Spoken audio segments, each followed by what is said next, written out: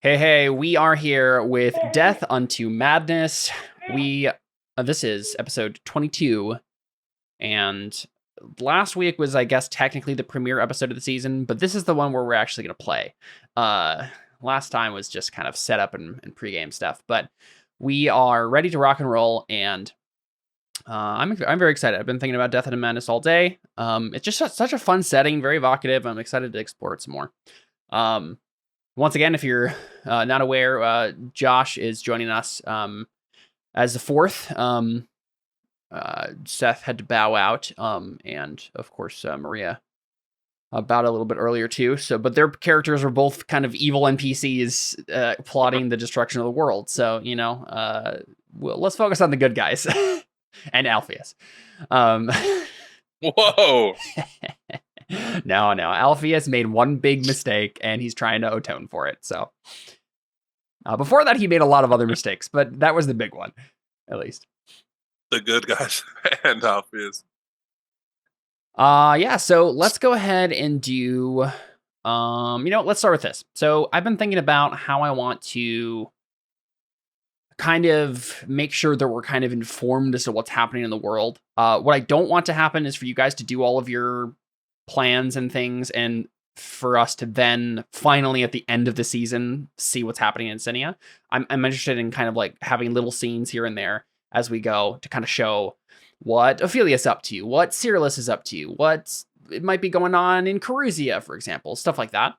So I think what we'll probably do is maybe have little snippets at the beginning of every session, just to kind of showcase stuff that's happening there. Maybe I'll make some rolls in between sessions to see what's been going on, and I can kind of show you what's going on. But I think we'll start this before we get to beliefs and instincts and do our normal kind of breeding wheel pregame stuff. I think the opening shot of the season basically is a kind of crusty old eye opening Lost style in the camera, and we kind of get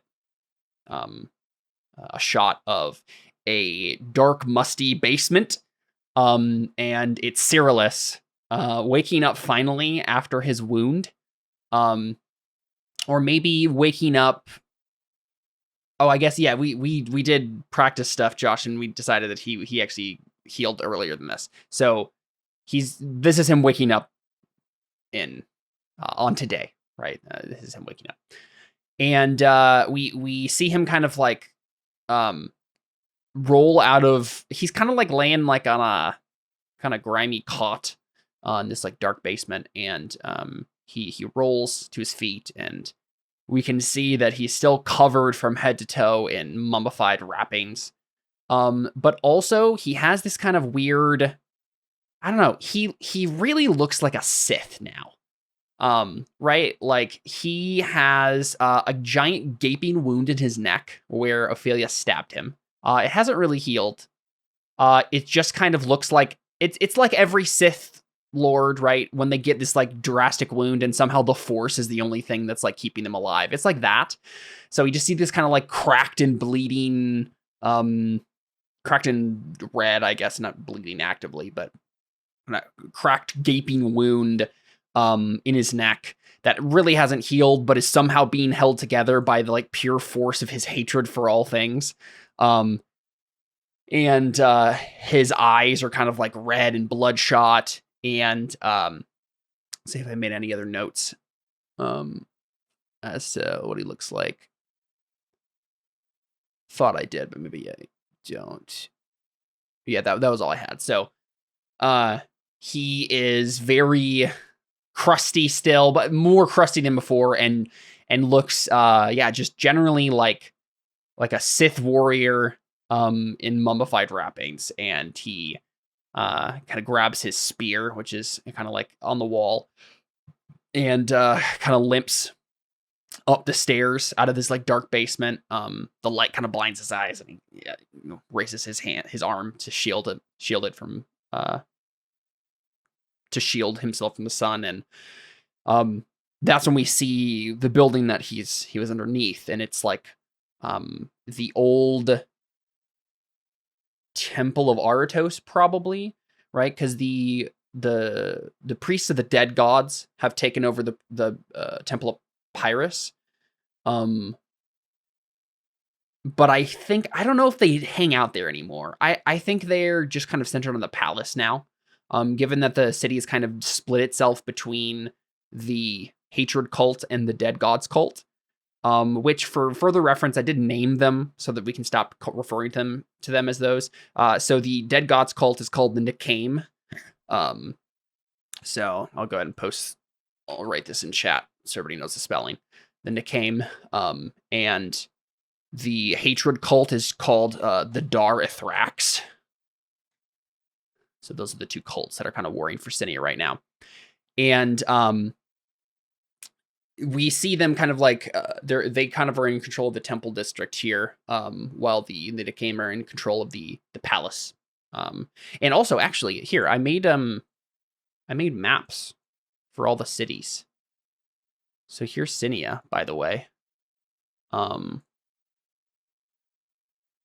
Used a fun program that randomly generates maps based on factors you put in, and I went ahead and named all these districts and stuff. So, right, we see them. The Darithrax are kind of on the outskirts over here, and then the palace is kind of in the center over here, or not the center, right there. Yeah, 5.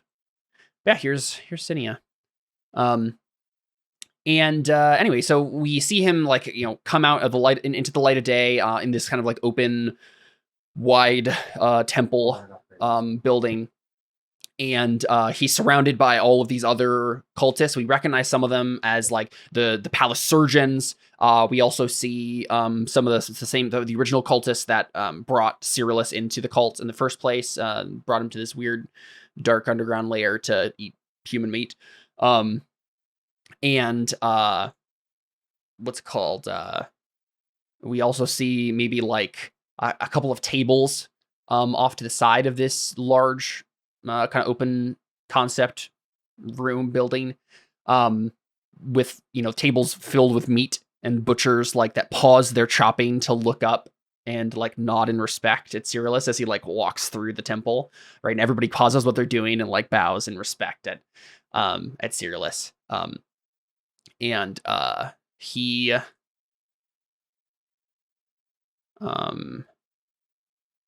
I think we hear whispers of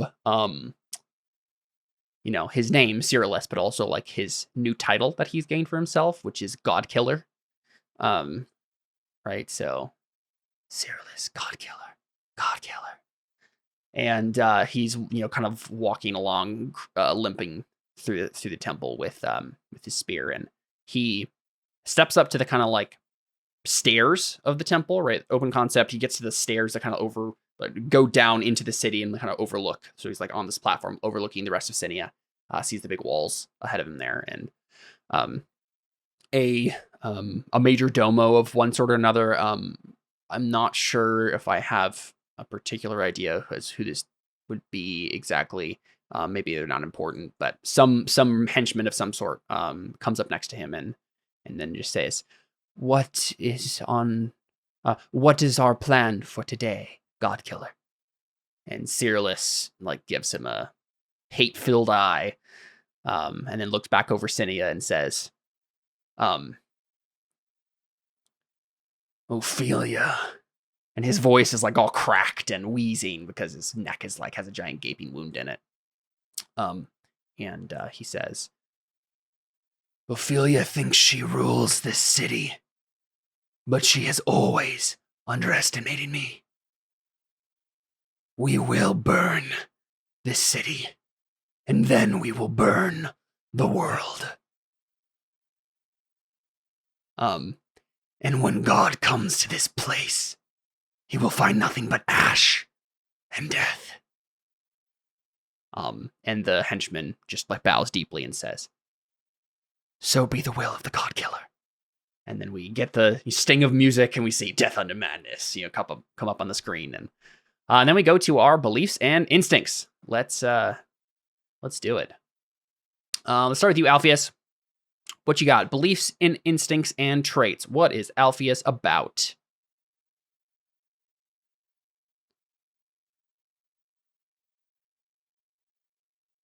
You are muted, my friend. Whoops. I hate Titan and want him to die. I will either escape his clutches or kill him myself. We need military help, therefore I will find a Kyrides general to help us and attempt to convince him that Titan needs to die. I feel terrible for getting Ben kidnapped, and I will do everything I can to keep him safe and return him to his mother and father and establish him as king. Very and good, my very instincts are, I always try to talk my way out of trouble, always treat others of the lower classes with respect, and always ensure that those I trust are lifted up. Very good, very good. And then traits? what's your trait list? Yeah. Strong-willed, cramped hands, pragmatic, competitive, impulsive, broken in, catalyst, driven. Very good. Man, yeah, so many traits about just like pure passion, right? and emoting. Love it. All right. And then as a reminder for everybody, Alpheus is going to be in Kyrides, right? Helping / being in captivity to Titan as he enacts his plans. And then we have Joser. Who is Joser, Joshua? My friend. Let's see. He has beliefs. There they are. Hagiel's power must be increased if his light is to pierce the coming darkness. I will request a public debate against Kalik. Kalik being the priest of Aratos. Yep. If I am to maintain myself, I must have the funds to do so. So I will obtain some measure of cash or funds to more easily provide my needs. Then walk over to Malekith. Hey, buddy. Give money, rich. Please. Need money, give. And Thalia, my niece, is well adapted for her days in the wilderness, but needs refinement if she is to survive society. So I will assist her in learning the basics of financial trade. Very good. My instincts are that I always pray for greater insightfulness before entering a social situation. If Thalia is addressed negatively, then I ready my knife. And never reveal the true intentions behind your actions. Very good. And then my traits are rabble-rouser, well-traveled, cunning, and strange, as well as faithful, manhunter, weather sense, believer, vested, and incomprehensible diagnosis. That sounds familiar. Sounds like something that Saurus might have. I don't think he does have it, but he might have it. Very good. All right. It was never on a ship. It was Saurus. Right. I forgot that's where it was from. Yeah. And so Joser is the kind of liaison between the refugees from Sinia and the Setkis government, kind of like helping them get settled in the foreign quarter and whatnot. And we have Maya. Who's Maya? Who's Maya, Alyssa? What's up? Maya is the firstborn of the king, but the deceased he didn't king know of Sinia. That. Yeah, it's true. He never knew you. Yeah. Never knew me. So my first belief is I'll do whatever it takes to elevate my son to the place of prophet king. I will make my position known in Setkis. The citizens of Sinia have been through many trials. I will ensure that you are taken care of in this foreign land. Very good. I am Malekith's partner, and I will stand by him no matter what. I will help him with his goals in Setkis. Very political goals. My instincts, I will always put my son first no matter what. Never back down from a challenge. If I meet a fellow performer, I will give them my assistance. Very good. Very good. Traits: colorful, religious, ambitious, competitive, thick skin, mark of privilege, bastard, and glib. Very good. Very good. Would the king know that you existed, though? Or does just everyone who sleeps with the king get a ring? But she stole the ring. She stole it. Yeah. Is the thing. Yeah. So I don't think he knew. Like he could have suspected, and I'm sure his advisors suspected that there were like bastards running around the kingdom, probably. But given his proclivities, but I don't think it was like in the cards per se for him to know explicitly. So cool. And you read your traits too. Sorry, I was fixing something. Cool. And then Avra, what about you? I'll go ahead and just read Avra's stuff real quick because she's dealing with Finn, and then we're not going to do her scene till later anyway, so we'll keep going and figure that out when we get to it. So real quick, in case we missed it here, beliefs, right? I believe my father was ill by someone else's doing. I will seek answers in the Irida. I believe Caledon is meant to be my partner in life. I will assist him with his work in Nima. I believe a lady is not noble without a bird on her arm. I will find a new companion. And instincts, if I have a task beyond my specialty, then I seek the advice of someone more competent. If I have a question, then I will consult answers from the Irida. If I meet a bird, then I will seek to determine its character. And her traits are your grace, formalist, religious, competitive, careful, birdie talk, mark of privilege, dreamer, practiced precision, and driven. Driven is one of those traits in Burning Wheel that lots of characters end up with in games that I play because y'all play driven characters, and it's just a really helpful trait to have because you can apply it to any skill. Okay, cool. So let's go ahead and jump into it, and then Alpheus, we'll get started with you. Take a quick note. But yeah, we're going to pick up with Alpheus in Kyrides. So you have been on the ocean for a little while, but then you've also been in Kyrides for a while. You've been kind of like under house arrest in the main city, which is named Kyrides. Even though like there's technically a bunch of... It's like Sinia, where it's like a city-state, but with a bunch of outlying towns and things. Make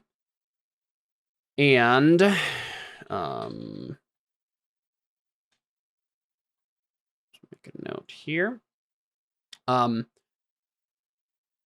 Kyrides, if we're looking at the map here, right? Kyrides is an island, which has always been in this game kind of slightly ironic because Kyrides isn't the one that worships the sea god. But their main city is in the center of the island. So there is like a big river that kind of cuts the island in half, and Kyrides kind of lives on that river. So it has access to the ocean and stuff through that river, but it is technically inland. And you guys, you went up the river and are now staying in Kyrides under house arrest. Here is the map of Kyrides for everybody's benefit that I went ahead and made. So you have the kind of like market district and the common district that are like down more towards the river, and then kind of I would imagine up on a hill overlooking the river is all the like important people, right? So the citizens, the nobles, the palace, the military, the temple, the artisans, all those people. And Kyrides is very... there's a lot of jungle going on here, as opposed to Sinia is a bit more arid. Kind of it's right next to the let me look at the map here. So right in the world map, the kind of like there's a bunch of forest in the northern section of it. Sinia is next to a big plain. Both Kyrides and Sinia have a bunch of elevation. They're kind of built on there's Greek flavored. It's always been how they've been portrayed here. So there's lots of hills and plateaus and polises and whatnot, right? That's kind of the vibe. So Kyrides is... we have like a kind of like a jungle vibe going on here. Big, wide river that kind of splits, runs through the city. And you, Alpheus, where we pick up with you, right? You are probably in a villa of one sort or another, kind of in the courtyard. There's like a garden there. But it is the house of some... I don't know if it's Titan's house. Let me double check. I don't know if does Titan own property? That would be the question. Let's take a look. Your mic seems weird. Like it's like, did it sound weird for you, Josh? My mic? No. Yeah, I don't know. Maybe it's my headset. Is it just echoey? Sounds pretty okay to me. So. Oh yeah, it's my headset because Josh is okay. It's all right though. Yeah, you're good. So Titan has the well-paid position property, so he definitely has something that he can call home. So yeah, we can say he has this little little villa up on the hill here in the Citizens District. So this is Titan's house. And you've been under house arrest here, Alpheus, for a good month, probably at minimum. And Titan's plans have been stalled a little bit, right? So his plan was to get to Kyrides, go to this general, right? Find this retired general that you were going to hire to save Sinia, and have you convince him to save Sinia for Kyrides to control it, right? But ever since you guys got here, Titan has been anxious and nervous without any explanation, and he's been kind of leaving you guys in this villa and going off to do who knows what. He hasn't really explained himself. And so you and Ben Asher have just been kind of like chilling in this villa for like a good month and a half at this point. What has Alpheus been spending his time doing? Like, obviously we know he's been practicing skills and things, and we knew that already. But like in your free time, when you're hanging out with Ben Asher or whatever else, what is Alpheus doing? Like, how does he like pass the time? I imagine.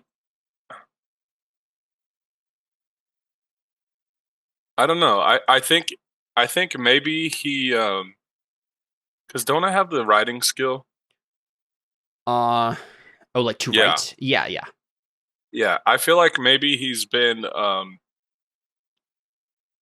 I mean, because there's not much I can do, right? Because I'm not able to do whatever I want. I'm stuck. Exactly. Yeah, you're stuck in this house. You've been given food and shelter and clothes and whatnot, but like you can't leave. So I would say that Alpheus got bored and decided to start writing a chronicle of what has happened, like in Sinia's recent history.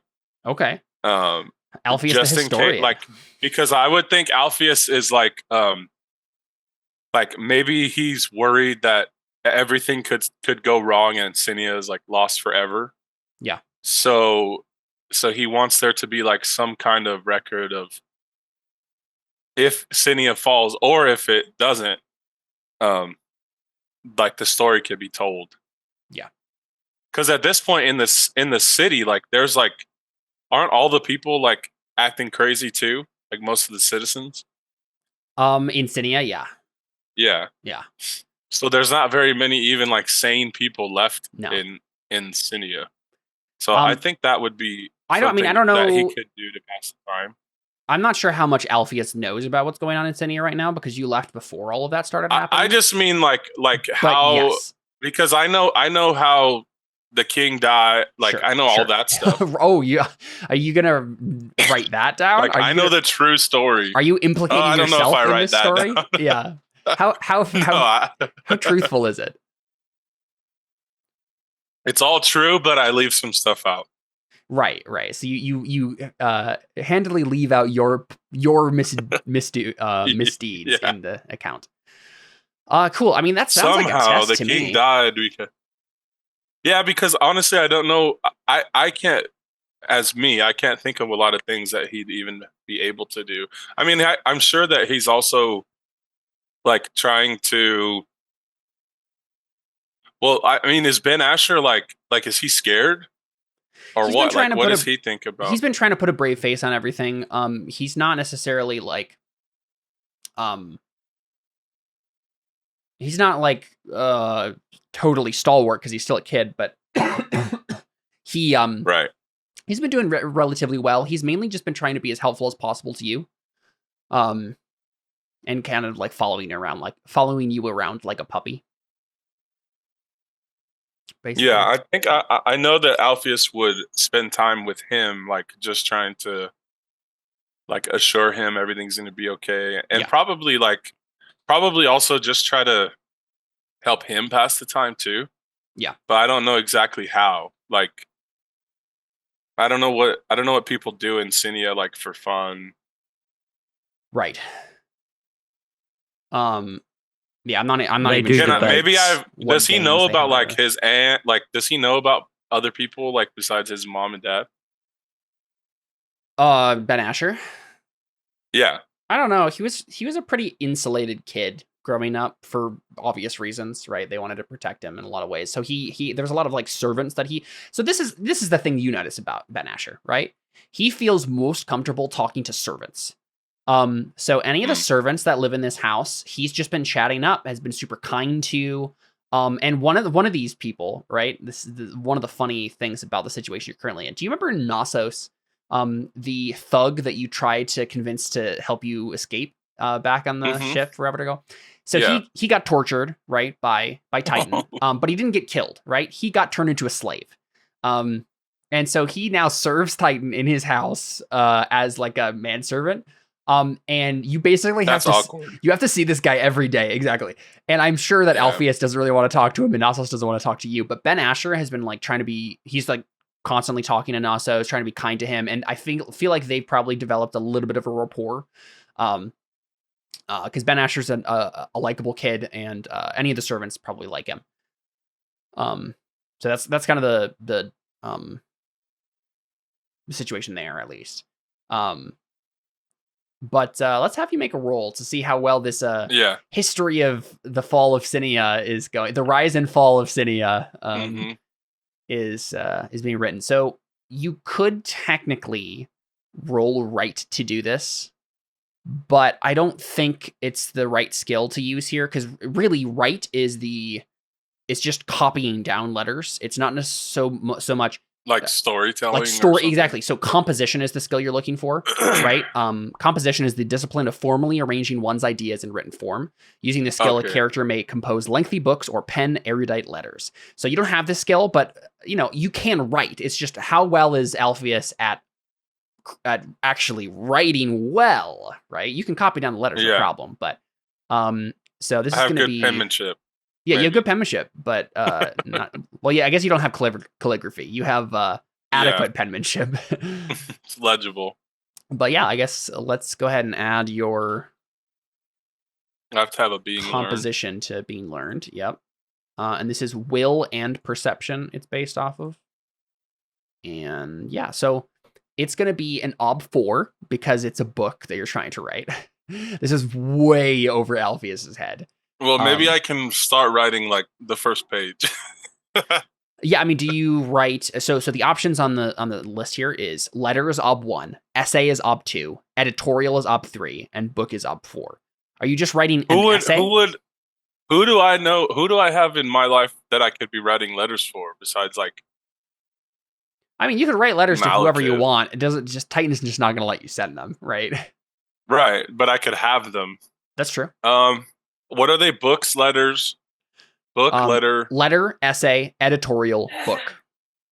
You could have it be like, How about essays? That's what I'm feeling. I write my first essay. It's not so much a book yet as just like an account, right? It doesn't have to be a whole book length treatise, but it's certainly an account. Yeah, it makes sense to me. Yeah. So ob 2. It's very basic. So it's definitely possible, right? Because it's going to double the 4, but you have 4 dice in it, so it's possible. Unlikely, but possible. And either way you write it, it's just whether or not it's good, right? Whether or not it's easy to read and understand. Yikes! Failed. Yeah, that didn't work so well. So 1 success out of 4. I don't know. It's like a kid wrote it, right? Like Alpheus doesn't really have the creative writing skills to be able to pull this off. So I don't know. It's like it also just could be simply the fact that Titan doesn't let you have implements to write for no reason. I think he would. I think he's confident enough in his like capture of him that he doesn't care too much what Alpheus does during this time. But yeah, Alpheus, this account is not very well written. It's just over your head, right? Like you're trying to write a historical essay and you have no idea what you're doing. You've never done anything like this before. There's information there to be gleaned, but only if someone takes a lot of time digging through all of your, dangling prepositions and I remember writing a letter, confusing run-on sentences and stuff like that. So to someone, yeah, you could write a letter, no problem, right? The issue is you're trying to make a coherent. But wouldn't I have had the role composition before? So Shouldn't that have already been being learned? Yeah. So that's the weird thing, right? Composition and right are kind of very close together, and sometimes there's an argument to be made for both. Okay. So yeah. Do I get a little dot? You do, yes. Yeah, because it was a routine. So you can mark a dot. Well, it's at least nothing bad happens. Yeah, nothing bad happens. You just if someone tried to read it, they'd laugh. Like if a historian read this, they'd laugh at you. But I mean, oh well. At least I could. Maybe it will help me not forget or something. I don't know. Yeah. Nothing bad happened. But yeah. So other than that, I'm probably just hanging out with Ben Asher, and I don't know if I can teach him stuff, but he doesn't have he's not going to school, right? No, and we've already marked like a bunch of practice stuff for you guys. You are spending your time doing it. This would basically that role was basically when Alpheus doesn't have the patience to actually practice things intentionally. What is he spending his time doing for fun? Yeah, just writing this historical account. And Ben Asher, when in his free time, is talking up the servants. And so I think we see Alpheus is putting the final touches on his what he thinks maybe is a masterful historical essay on the rise and fall of Sinia. You're sitting in the garden of the villa here in the courtyard. And maybe Alpheus is like slightly at peace for now, right? As you've had some time to think about things, and you're kind of like meditating on this historical essay that you're writing. But that's of course the moment where Titan bursts in, right? So we see maybe Ben Asher while you were writing this down. We saw Ben Asher talking to Knossos in another part of the courtyard, being kind and amicable with him, and Knossos is, you're a good kid, just keep your head out of trouble, and then walks off to go clean the latrine or whatever, right? Whatever dirty job Titan has him doing. But then Ben Asher was maybe like turning to you to like talk to you, and you're putting down your essay. But that's when Titan walks into the courtyard from another part of the house. He's apparently returned from wherever he goes when he leaves you guys.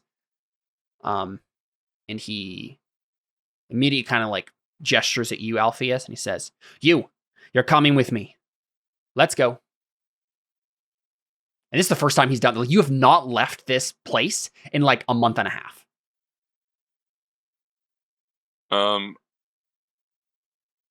Where are you taking me, Titan?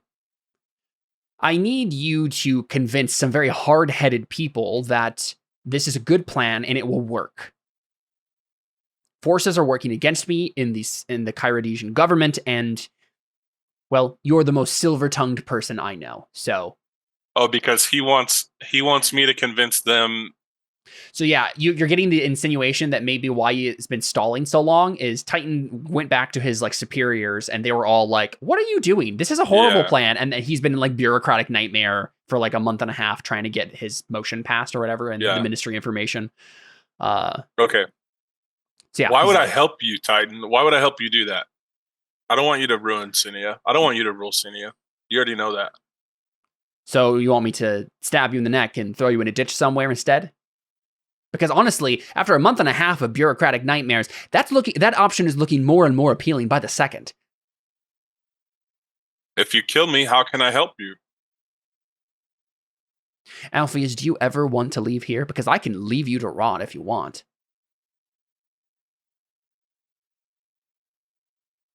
I'd prefer to live in Sinia. Then put your shoes on and let's go. I can go with them, but I don't have to. When I get there, I don't have to help them. Right? That's true. You could standing in the middle. So this is the issue. Think about this for a second.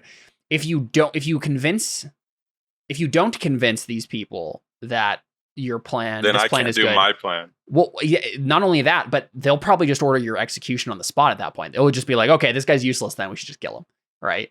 If we're not going to use him, might as well kill him. So that's the kind of rock and a hard place. But they don't. But only Titan. But why do they care about me? You're not sure. They don't even think Titan's plan is good. You're not sure, right? Like, but you can sense like the kind of rough spot you're in right now is you kind of have to be useful to Titan, otherwise he'll probably just kill you. right? And so you can make an escape attempt at any point. You can try to talk to the government, whatever government officials he's bringing you to, try to enact some plan of your own. But you know, but my plan is to help him do his plan, but convince the general we find yes that he is not that Titan should not be part of the plan. Sure. Yeah. Because I need the army too, right? That's my goal. Yep. Yeah. Your goal is to sway the generals to your side. So I just tell him, all right, let's go, and I start putting my shoes on. Yeah. So Ben, as Titan turns away and gets ready himself, and Ben comes up to you and says, "What is this about? This is the first time he's let either of us leave in days, weeks." I'm not sure, kid. Well, I'm what do you say? We'll be careful, Alpheus. I don't know. Have you been to Kyrides before? You know anything about what you're getting yourself into?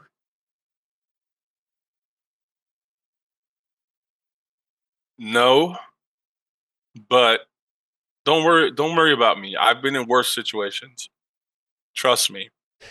Yeah, he frowns slightly. He doesn't know what those might be, but he shrugs and says, "Okay, I trust you." He nods. Yeah, and then I walk away. See Alpheus grab his stuff and head out. And yeah, I mean, the city kind of overwhelms you for a bit, right? Because you've kind of been in this like quiet veranda for a month and a half, but suddenly you're kind of thrown into a river of, citizens and spices and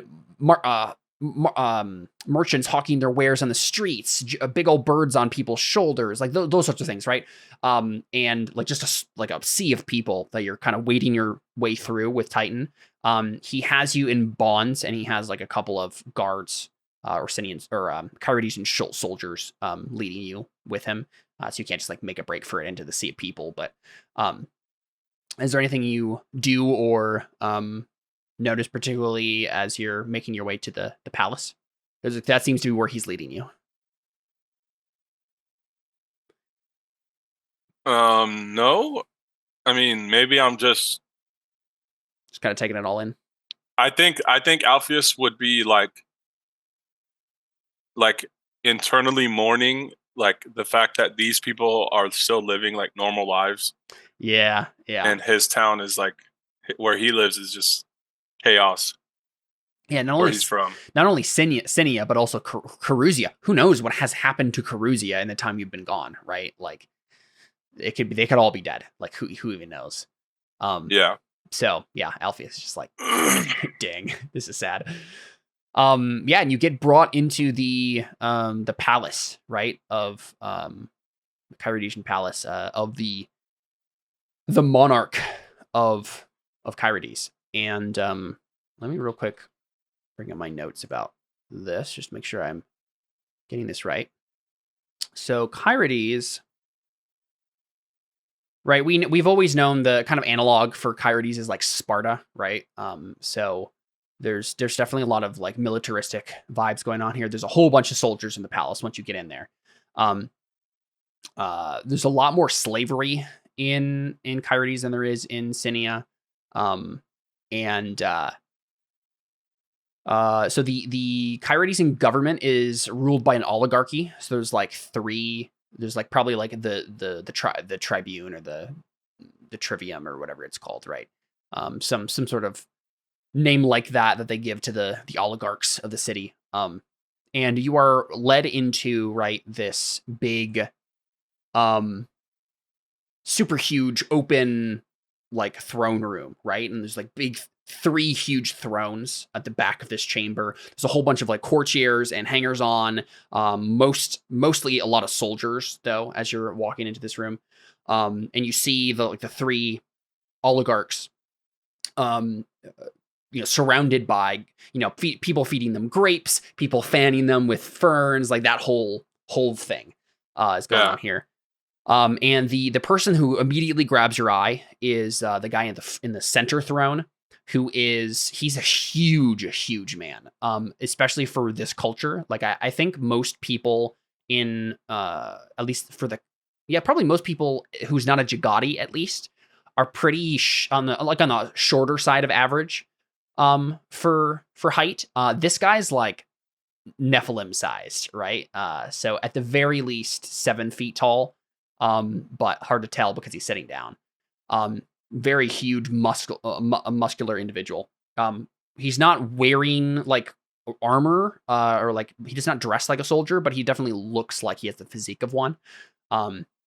He has like a gladius maybe like sitting on like the side of his throne or something.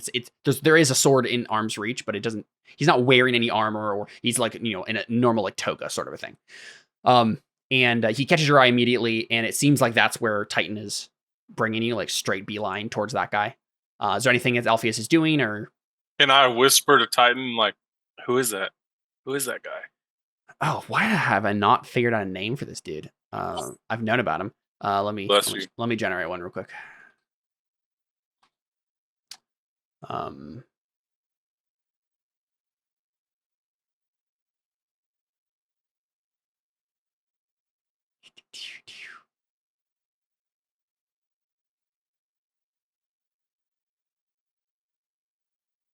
Let's see.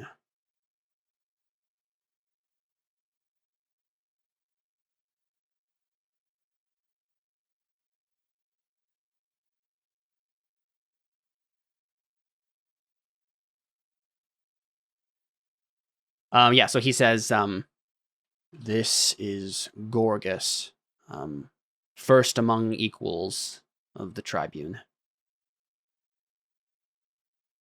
What's his name? Gorgas? Gorgas. He's a first among equals in the tribunal. The tribunal. And I have no idea what that means. Just say, oh. Right. Yeah. You're like, okay, sure, whatever you say. And I just noticed that Samuel Hopped in chat wrote when I was talking about Cyrillus way back when, he's just like me for real. That's funny. So he what's his face? Titan brings you up to the center of the throne, and he bows floridly, and I just realized the heater is still on. And he, the court slowly kind of quiets as they're, at least the ones closer to the tribunal, as they notice that there's something about to happen. And Gorgas seems to roll his eyes, and he just says, "Why are you bothering me with this again, Titan? I've already denied your request 3 times. And Titan says, "It was less a denial and more a request for revision. You know the law as well as I do. You can't flat out deny something that a high-ranking member of the Ministry of Information brings to you, especially not with this high of priority." And Gorgas just like waves his arm. "Leave the bureaucratic nonsense to the bureaucrats, I say. I miss the days when I was, I miss the days when the oligarchs could wave their hands and execute someone with a thought." And Titan says, as do I, and like turns back to you, Alpheus, and like rolls his eyes. "Oh, great and mighty Gorgas. But I have brought someone who is a key piece in the game that is being played here, and I am sure that his testimony will seal the deal, as it were, to enact the plan that I have requested to be enacted." Now, Alpheus here is, and Gorgas frowns and he says, "Alpheus?" And Titan says, yes, Alpheus, yes. He is a Sinian, but he may be the key to bringing Sinia under our control. And I think one of the other members of the tribunal seems to frown. Maybe he's probably a little bit more of like an effeminate guy. He kind of skinny and lanky, and he says, "What do we care of Sinia? It's burning to the ground. We can see the smoke from here." And Titan says, "I believe that there is still worth to be found in Sinia. At the very least, the geographical position of the city is very valuable." Now, Alpheus, he has a plan. I have a plan. We're working on a plan together to convince Spiridon to come out of retirement and spearhead a assault on Sinia.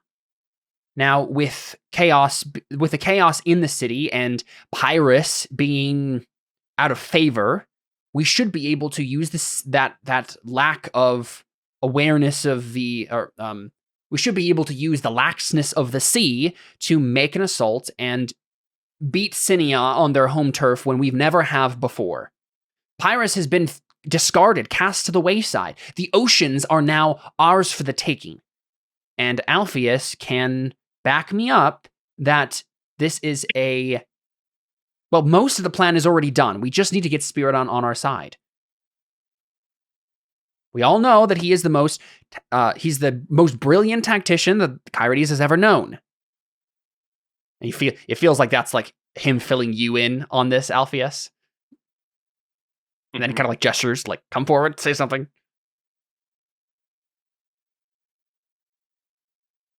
Hold on. So why does Titan want Sinia again? What is his goal? What does he think is there that the whole goal for Kyrides, right? And Titan's working for the good of Kyrides in theory, is to be the dominant power in the region, right? The kind of weird thing about this kind of like this region of the planet is all of these kind of city states are kind of balancing each other pretty well, right? They all kind of have their own goals, their own motivations. They may make alliances with each other, but they're usually broken after a couple years. And so there's always like a shifting of balance of power. If Sinia falls and Kyrides can claim that like spot and actually like build their like start making a proper empire out of their thing, their society, then they can tilt the balance in their favor and maybe even conquer the whole place, which is what they probably wanted to do for years now, being how militaristic they are. Another thing that you could probably proffer is, especially since you're not necessarily wanting them to be in control, is pointing out the fact that war is good for business. It's very profitable. It's like the perfect thing to bring for the economy. So even if we don't end up controlling Sinia, it's good to have someone there where we can fight and tussle back and forth with. I gotta stimulate the economy, man. But either way, they need to be on their feet for us to fight them. So yeah, you gotta break a few windows, and then all the window makers. Yeah. So I would probably sheepishly speak and say something like, as you know, Sinia has fallen into chaos, or maybe as you don't know, but the people there are eager to be saved. Titan's and nodding.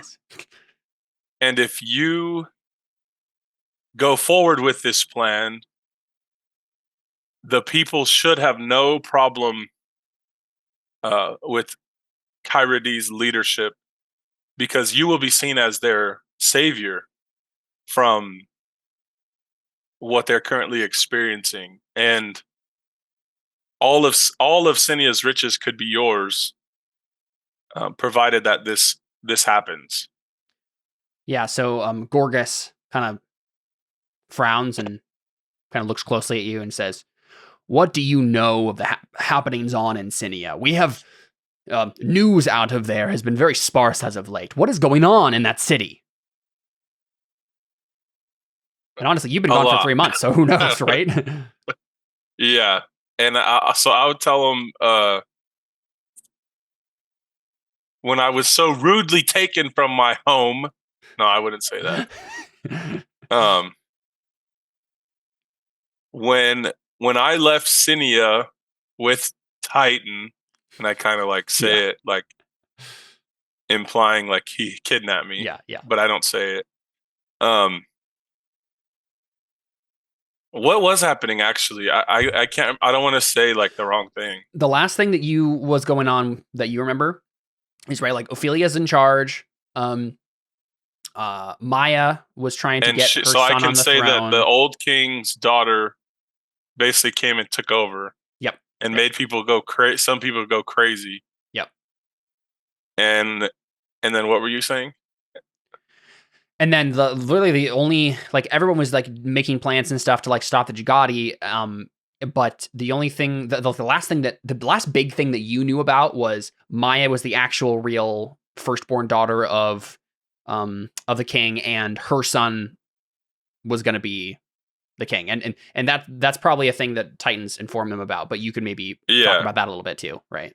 So I'll tell them, when I left, the old king's daughter had taken over and was causing people to lose their minds with some sort of dark, I don't even know what to call it, magic or something.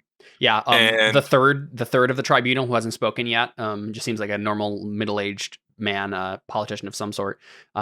He scoffs and he says, "A woman ruling." A woman ruling. And I would tell him, like, you haven't seen this woman. She is the scariest person I've ever seen. Ever. Gorgas laughs at you. He's like, "Oh, this pathetic weakling is cowed by a mere woman." So and didn't she like cause everyone in a bar to like almost kill me or something? Oh yeah, 100%. So I'll tell them that story.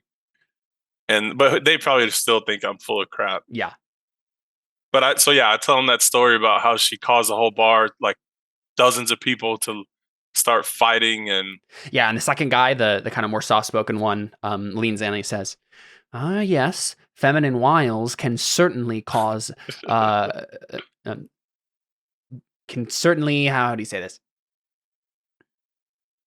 Can certainly cause even the most wise of men to do foolhardy things. These were no wiles. She had some sort of hold over them, unlike anything I've ever seen. But regardless, if she's still in power, she needs to be stopped. And we have, so I tell them that, and then I'll just re-mention that we have like the rightful heir to the throne, and the people would be even more ready to follow him. Yeah, one of the tribunal says, yes, we've heard about this Ben Asher. How do we know that the people will even respond to him? From what we have been told, he is an obscure figure, brought to life only recently in the minds of the people.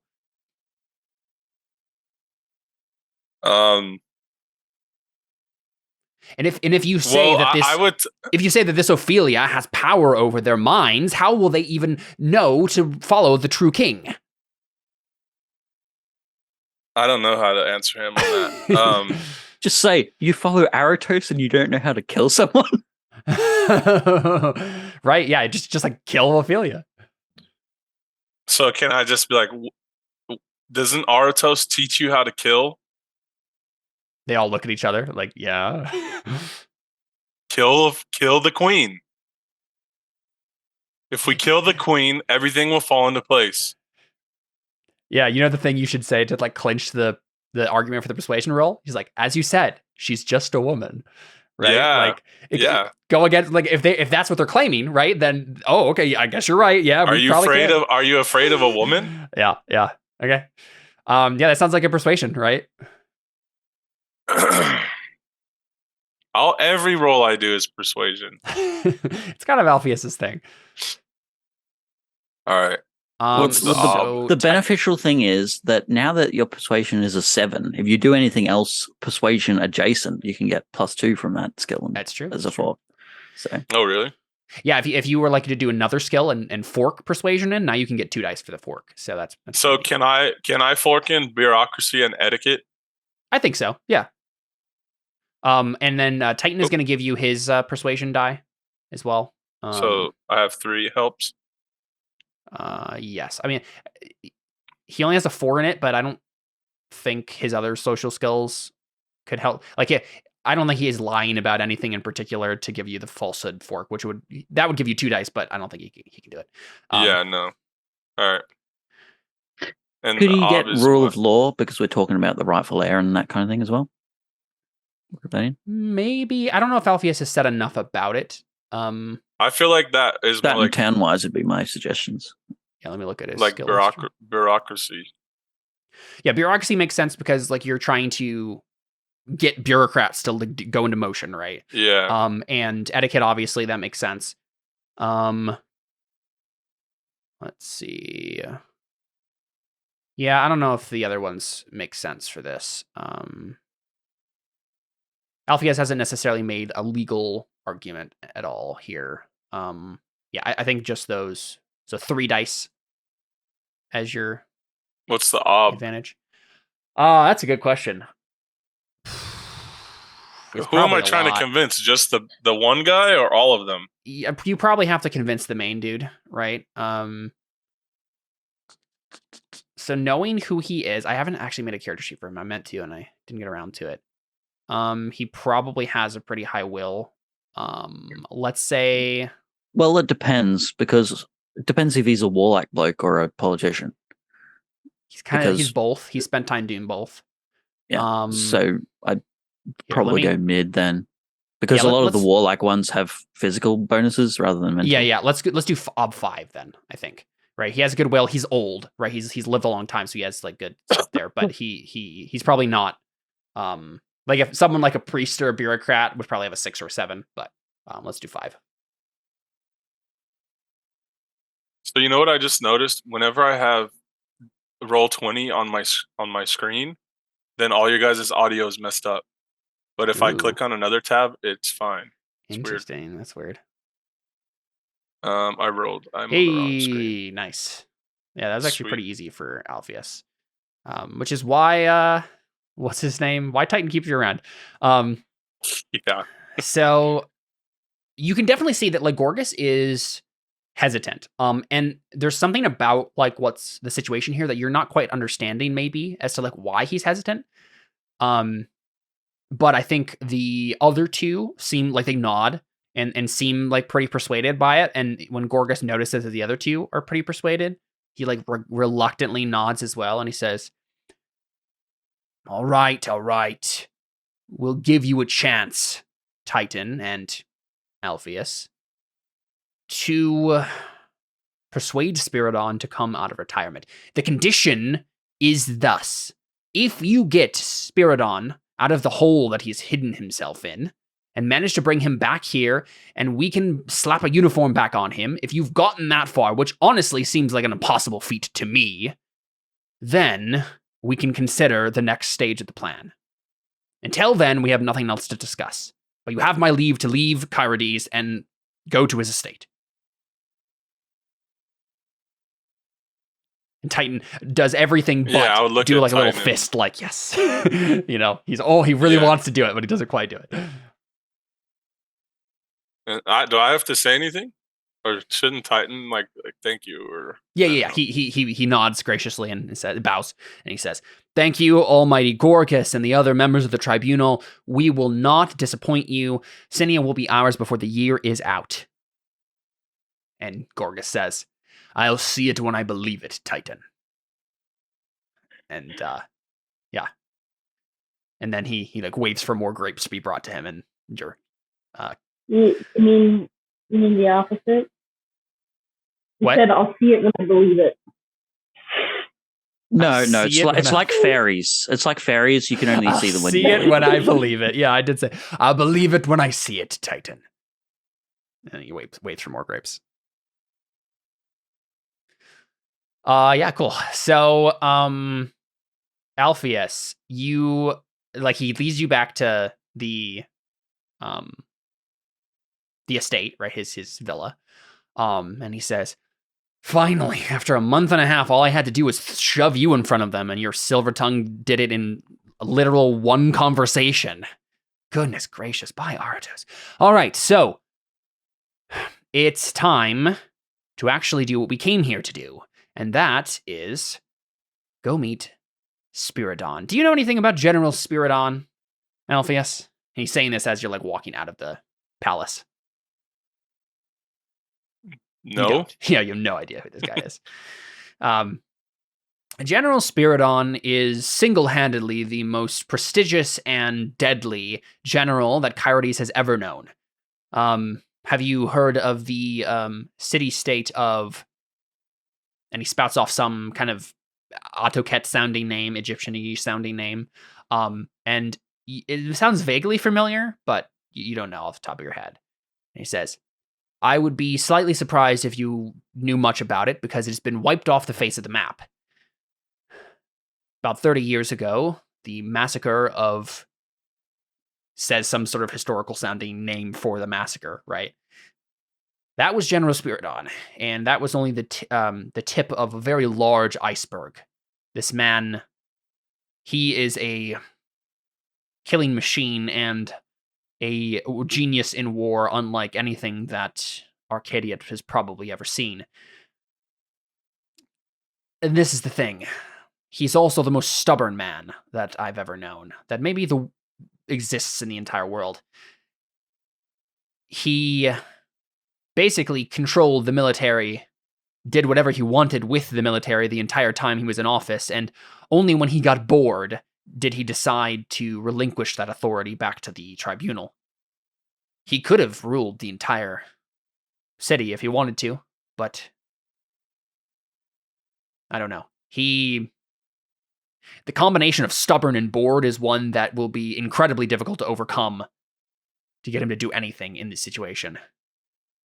Maybe he doesn't say bored. He says disinterested, right? It's not that he doesn't have anything to do. He doesn't care anymore, right? About anything. He wants to stay on his estate and do whatever he wants in his estate, live alone and never see another living soul again, right? And he says, and that's the man that you will have to persuade to leave everything behind and to go fight a war that, well, you said it yourself. The city of Sinia is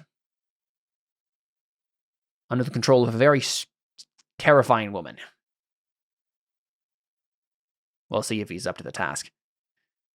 Perhaps he will be. Perhaps he can be persuaded to kill a witch as a challenge. We will have to see. I don't know too much about his particular passions or proclivities along those lines. I feel like he likes killing people.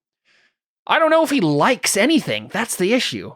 He does what he wants, but no one knows what he wants until it's already been done.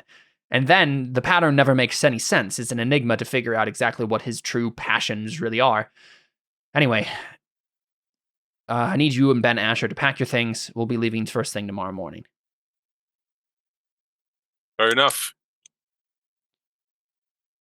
And he nods. And yeah, is there anything you want to do at the villa or talk to Ben Asher or whatever, before you actually leave the city? I would. I'm assuming he already knows our plan, right? He knows what our goal is. Ben, yeah. Mm-hmm. So I would just tell him all right, when I get back, I'd probably be like, look, I made it back. And then I would tell him what we're going to do and that we have a mission to go convince this guy to help us kill his aunt. Oh, yeah. Ben Asher's aunt. I was like, the general's aunt? Oh, no, not the guy's aunt. That makes sense. That makes sense. Yeah, Ben Asher's aunt. Yeah, he nods and he's just like, I still don't really understand how she's related to me, or if I want her to be. Are you sure that you're going to be able to do what we planned, Alpheus? And he's implying you're get this general on your side and not just on Titan's side. I've been preparing. I don't want to lie to him. Yeah, I've been preparing to do what you need me to do. I will be the king that will lead Sinia. I have to be, but I need you to get me an army.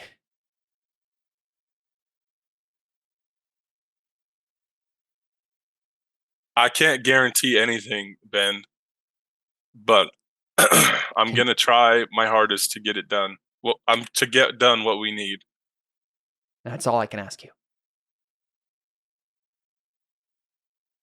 And then I think he kind of gives a really serious expression on his face, and he says, "I've been thinking about you and Knossos. You guys kind of got off on the wrong foot, and I think it might be good before we leave here. He's going to be staying here to clean latrines or whatever else Titan wants him to do. I think you should make amends. He helped us in a time where not many else would, and he paid the price for it, and there's no reason to give him the cold shoulder over that." I'm not the one giving the cold shoulder. He's mad at me. I feel bad. Somebody has to be the first person to break the ice. No, he knew what could happen when he decided to help us. Someone has to take the first step in this relationship, Alpheus, and it's not going to be Knossos. You're the one who got us into them. You're the one who got him into that. Like 13 or something? Yeah, something like that. He's trying to be all regal and noble and stuff, right? Yeah, I would say you don't understand how adults handle issues like this, Ben. He gets slightly offended. He's like, I know enough. Trust me, you don't. Let's put it this way. I know enough about the way the world should be to know that this is the right move. The sort of things that have led to all of this will keep happening over and over again, unless people just forgive each other already. If we can get this general to kill Titan, then we can free Knossos, and then amends will be made. How about you tell him that yourself? Give him some hope. Because that could ruin our plan. you think about that for a moment? You don't understand. Yeah, you know what? I think that's a roll, right? Like get him to see like pragmatism is the way to go here. It's just a persuasion, but I mean, it's not going to be super difficult. It's Ben, you know. He has a 3 in will, so I'm gonna roll my call on. This is me just putting something in here. If we do want to start learning other skills, you could do a link test with persuasion and start to open, or possibly, I'm not sure what you've got. Ugly truth, right? We were learning that. I want. No, I could. There's one that we can, but because it'd be like an odd one, worst possible outcome. On falsehood, since do I need 5 dots to get it as a skill? You need one more dot. Yep. So can I add a lie in there and roll that?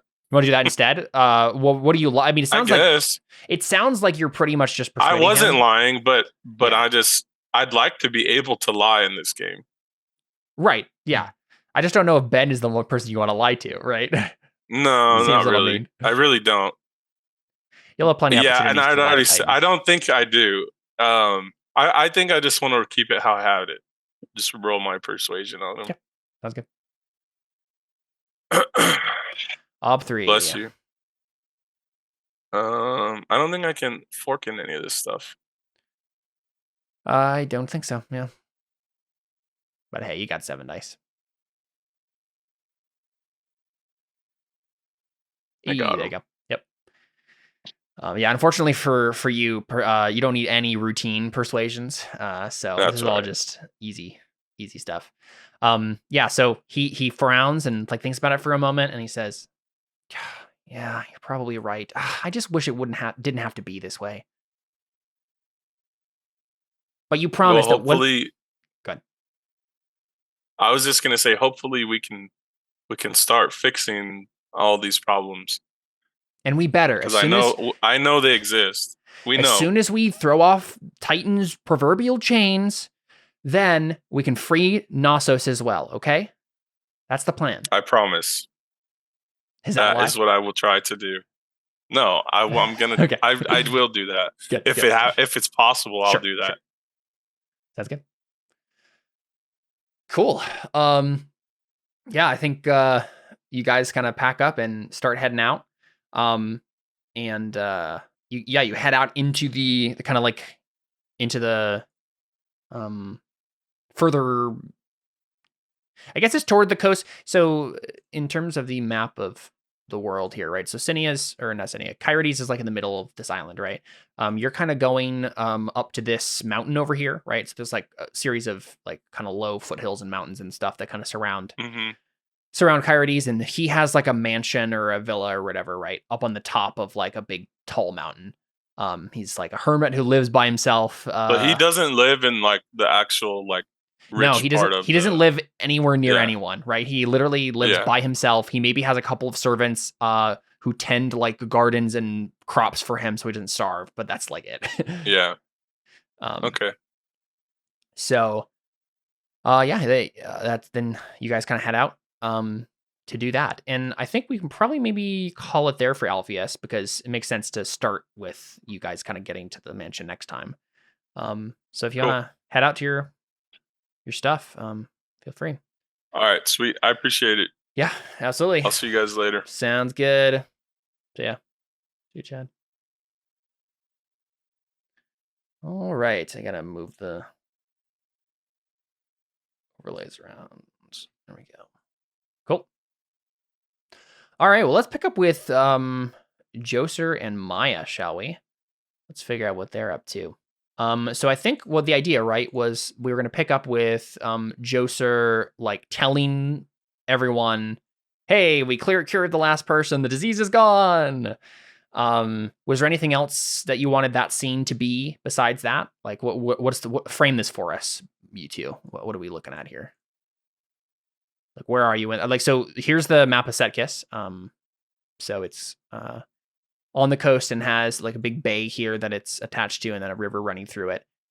You guys are probably on the outskirts of the outskirts, right? So 10 right here is the foreign district. You guys are probably on the northern end of the foreign district. So kind of like in a makeshift camp along the side here. So whatever that, I mean, let's maybe go there first. Maya, how about you tell us this? What does the camp look like, right? Like, what did you guys set up here?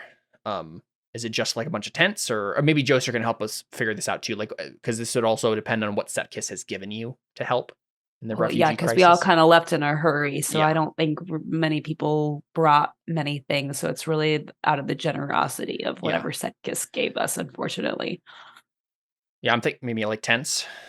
Yeah, no, for sure. Yeah, just I was thinking just tents. I feel like it's very humble. Yeah, very humble living.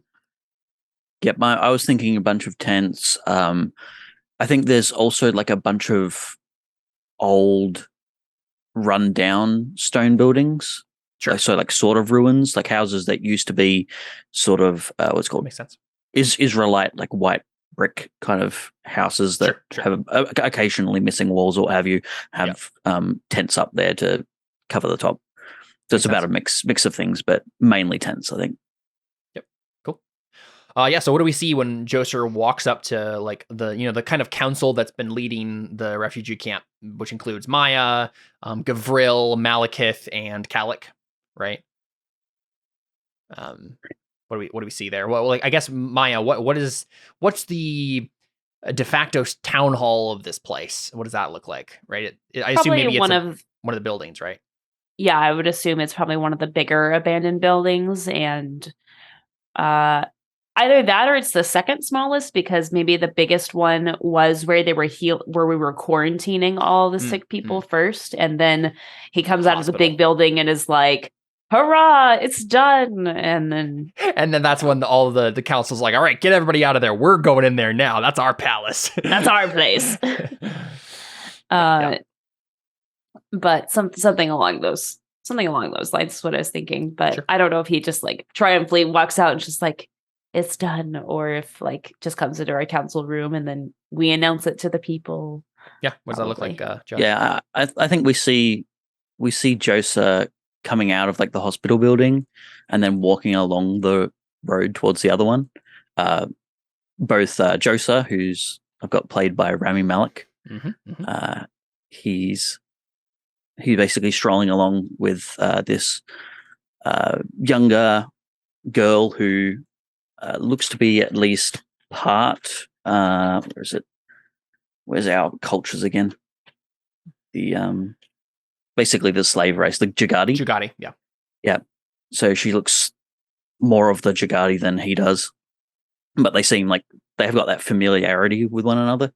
That comes with a bit more comfortable thing. And they are basically chatting. And it's only when we get to basically next door that we actually fade in to actually hear audio. And they're like finishing up a conversation. And then just before he heads in the door, he looks up essentially directly at the sun. And a really stupid move for anyone else. And he says, I take the name of Agil. My words, his will, my will. Faltering servant of he who was and will be. Please, grant me insight on this situation. And he kind of bows his head, and he will attempt to open end perception with faith. Usually this will be taken care of by an instinct, but open end perception? You perception, be learn stuff? That and both my fancy manhunter and what's his name? Right. Yeah, going to be Yep, that makes sense. Perception based. So yes, that's the default that he has up. Cool. That makes sense. Where is it? Yeah, because you're more about like observing the conversation than driving it. Yes. Yeah, that makes sense. So that's faith, and I am a believer, so I get to have. It's easier for me to do things. Yeah, so let's look at that trait real quick. I in Crow Inquisitors we used it wrongly, and I want to make sure. So it says all faith obstacles used against believers are made at -1 ob. So this makes sense. I think it still counts here because you are a believer. Because it's affecting me. Yes. If it was something like I'm enchanting the land, it doesn't work. Yes, exactly. Yep. So we kind of use that as a like -1 to everything in Crow Inquisitors, but that's not the case. But yeah, it counts for you because you are a believer. Cool. Yeah, go for it. So you roll at faith. Probably the first like wholesome faith roll that's ever been made in this game. Yes. All right. And to make it less wholesome, let's hope we don't get a Kali roll from the end of last season and get 0 successes. That's true. Whoa. There we go. Yeah, 7. Yes. Yeah, because it automatically open ends. Very good. I successfully open end. Yes. So I think because I'm going to play very much into the Burning Wheel Faith thing of it has the effect that it's meant to, and also an additional little flavor effect. And I think for Josa, most of the time, unless he's layering effects on top of each other, he basically gets the touch by an angel glowing hair around the edge. Sounds good. And then he like nods to himself, and they both like enter into the building where the others are. Sure. Yeah, and so I think the thing that's being said as you walk in is Givril and Malekith are talking about Malekith is saying, I need to find someone that I can hire to go find my son. The longer we wait, the further he gets away from us. And Givril is just like, I know that you are worried about your son, Malekith, but I don't know. Worry, and like Maya just like pipes up. Yeah. Worry doesn't even cover how we feel. You don't even understand how we feel about missing our son right now. We don't know who we can trust here, Maya. We have to be careful before we just hire any old mercenary to bring back the one true king of Sinia. And then everybody kind of like notices Joser. I think Kalik notices Joser, right? He kind of frowns at Joser, and then they're like, we have company, he says. Maya like reluctantly like straightens up and it's like, Joser, thank you for joining us. Is there any updates, news? And at this point, I may as well. I want to make an etiquette roll. Okay. Because I want to know how much of the actual like terms of address I would know at this point. Sure, yes. How well are you? How good are you? Let's see. How much do you know of Sinian etiquette? Okay, yes.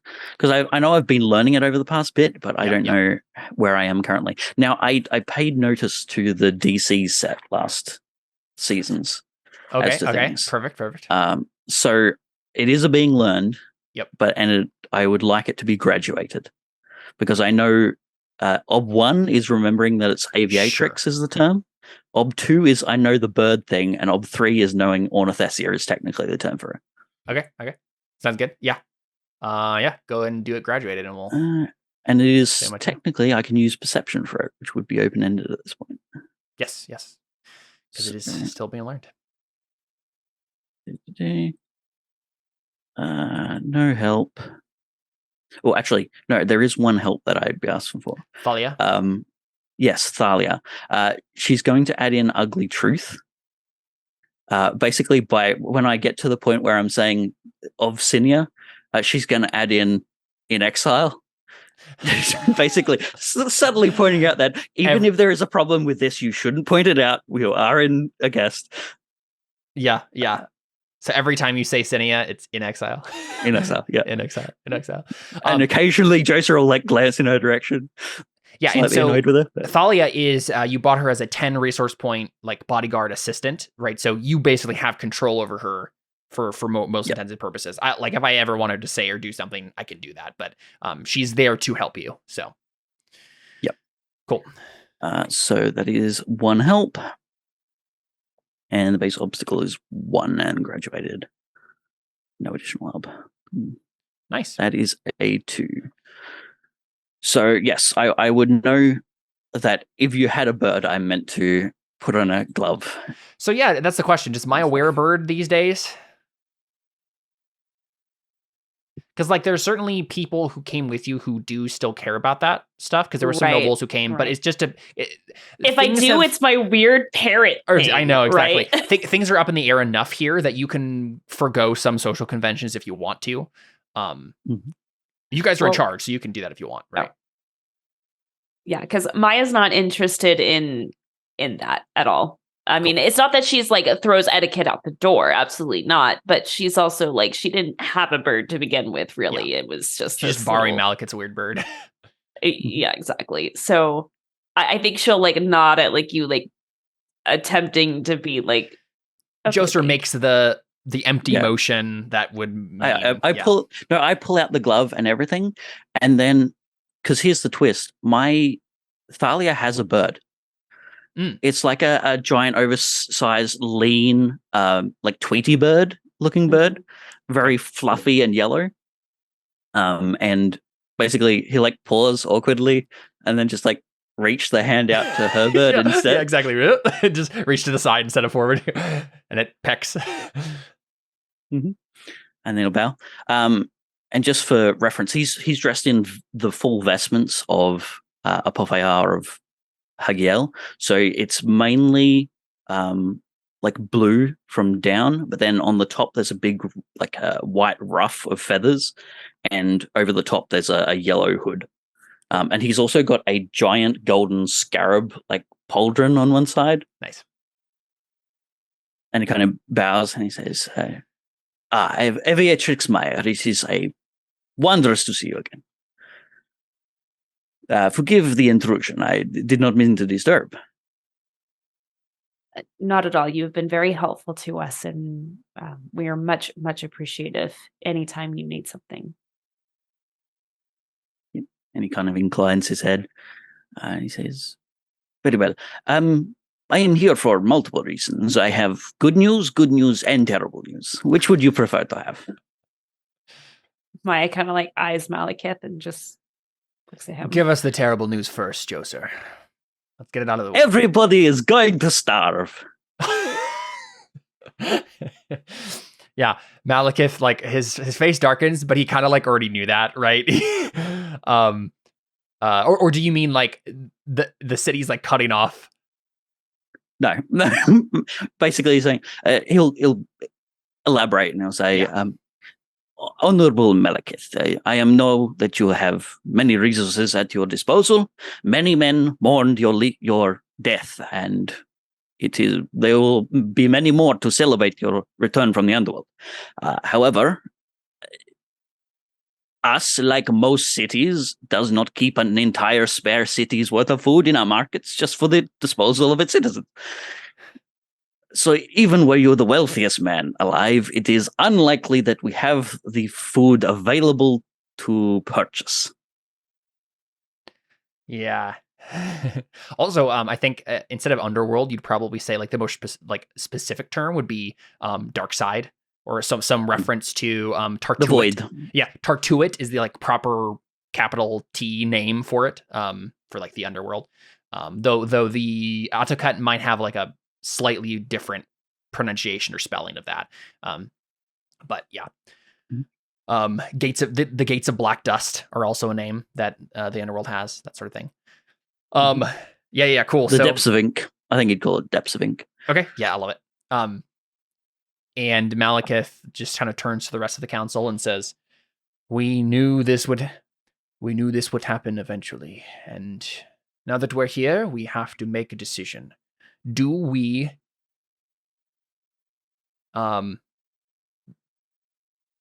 keep the refugees of Sinia here, or do we find somewhere else for them to go and do our work alone? You haven't heard the good news yet. That is true. Give us the good news, Joseph. And then the other good news. Of course. First of all, the good news is that the mortality rate for the Cerulean plague is extremely low.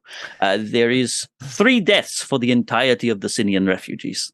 Now, unfortunately, that does mean there are still more mouths to feed. Yes. If it was more deadly, then you would have less mouths to feed. But unfortunately, I am not sure. Whichever you interpret it as. We will take more mouths to feed as good news in this instance. Excellent. And hanging out with all of these priests of these, he'd probably call them Popayars as well. Mm-hmm. Yes, these hanging out with these Popayars of Seraphim is disturbing. Anyway, yes, the other good news. Well, it is more of a negotiation and a talk than it is good news. For the most part, the symptoms of your Cerulean plague was now they had a proper term for this. And he pulls out like a sheath of little notes and he says, the apothecaries called it looking crusty was the majority of the symptoms. So for the most part, not many people die you of were being calling crusty. it the Cerulean plague based off of Cyrillus. That's amazing. Yes, for the most part, no one died of being looking crusty. So excellent work. Now, the other thing, the offer, if you could call it that. And I think at this point, I probably need to make the doctrine test. Yes. And what are you doing here to do again? So the doctrine test is essentially my idea is that for Hagiel, they abandoned the practice of animal sacrifice a long time ago. Right. Yeah. And instead of that, they have a first fruits donation kind of deal, which essentially turns the temples of Hagiel into one giant granary. Sounds good. Yeah, go for it. Let's see. What are we thinking that would be? Obwise. Let's take a look at doctrine. Common popular beliefs, citing relevant passages from common religious texts, naming an obscure saint. I mean, it's certainly like common, like it's important and common. This is also you like going against the grain from the rest of the doctrine. Here, let's make it obtuse, right? So like it is it's an oddity here, but it's not necessarily odd for the doctrine if it is true. So yeah, it's meant to be used for like the poor and generosity and that kind of thing. Yep. So it'd be doctrine. Let's see. For forks, I have many I would offer, and I will see how many you like. Sounds good. So, I mean, first of all, astrology. We're putting that in there. That's a thing. Mm-hmm. Yeah, I mean, you can use that with anything that's not martial or physical, so. Yep. Let's see. Now, I don't know about city-wise whether you'd let that go, but... I don't think so, because this isn't about... Like, obviously, it's in the city, but it's not about the city. Yep. Church politics-wise? Yes, that makes sense. You'd have to, like... There would have to have been, like, a split and, like, a weird kind of thing going on there when this happened. Yep. Yeah. Yep. There are probably some in the city that don't do it, and some that do. But, like, I think the majority, at least within Setcast, the majority would follow this if I get the role correct. Religious history. You fine? Yeah, that sounds fine. Yep. Temple wise. Yeah, it's about the temple. Yep. And I think that's all I'll do for the time being. Cool. That's fine. I have regular history, but I don't think it's as relevant to this situation. Sounds good. And base obstacle is 2. All right. Yeah, you got a 5. So you're totally good. 1 second. Oh yeah, my astrology dice. There you go. 7 over 2. Yeah, this is so true. Very, there's only true. one temple that doesn't do yeah, this. Yeah, exactly, right? Like, if you had failed this role, then there would be people who did it, right? But they would be in the minority, and you'd be one of those. But this is like, yeah, I think basically everyone has done it. Like, there may be, like, if anyone does it, they're literally probably not part of the church. It's that they're a cult, right? And they aren't considered true believers, because they're like, you're going against actual dogma at that point. So, yeah, so he thinks for a second and he says, I'm not sure how familiar you were with the practices of Mother Church, Melekith, but we take first fruits from harvests as the Church of Hagiel. I lived in Setkiss at one time, yes. It is mainly used to distribute to the poor and needy, and with all due respect, of course, you are extremely poor and rather needy. Well, we are happy to take anything that the Church of Hagiel is willing to give us. Of course. I have not confirmed everything with the bishops yet, but I think it should be doable, at least. If you were to place funds at my disposal, I could grease palms, butter joints, put grease on wheels, so to speak, and make sure that everything were to work smoothly in this transition. I think it could be wrangled. Sorry, you're asking. You were asking for something? Funds? Yeah, I'm basically. I'm probably going to go into a more of an in-depth thing, but yeah, I'm essentially appealing to the gathered court to say, if I were to have this, it would help.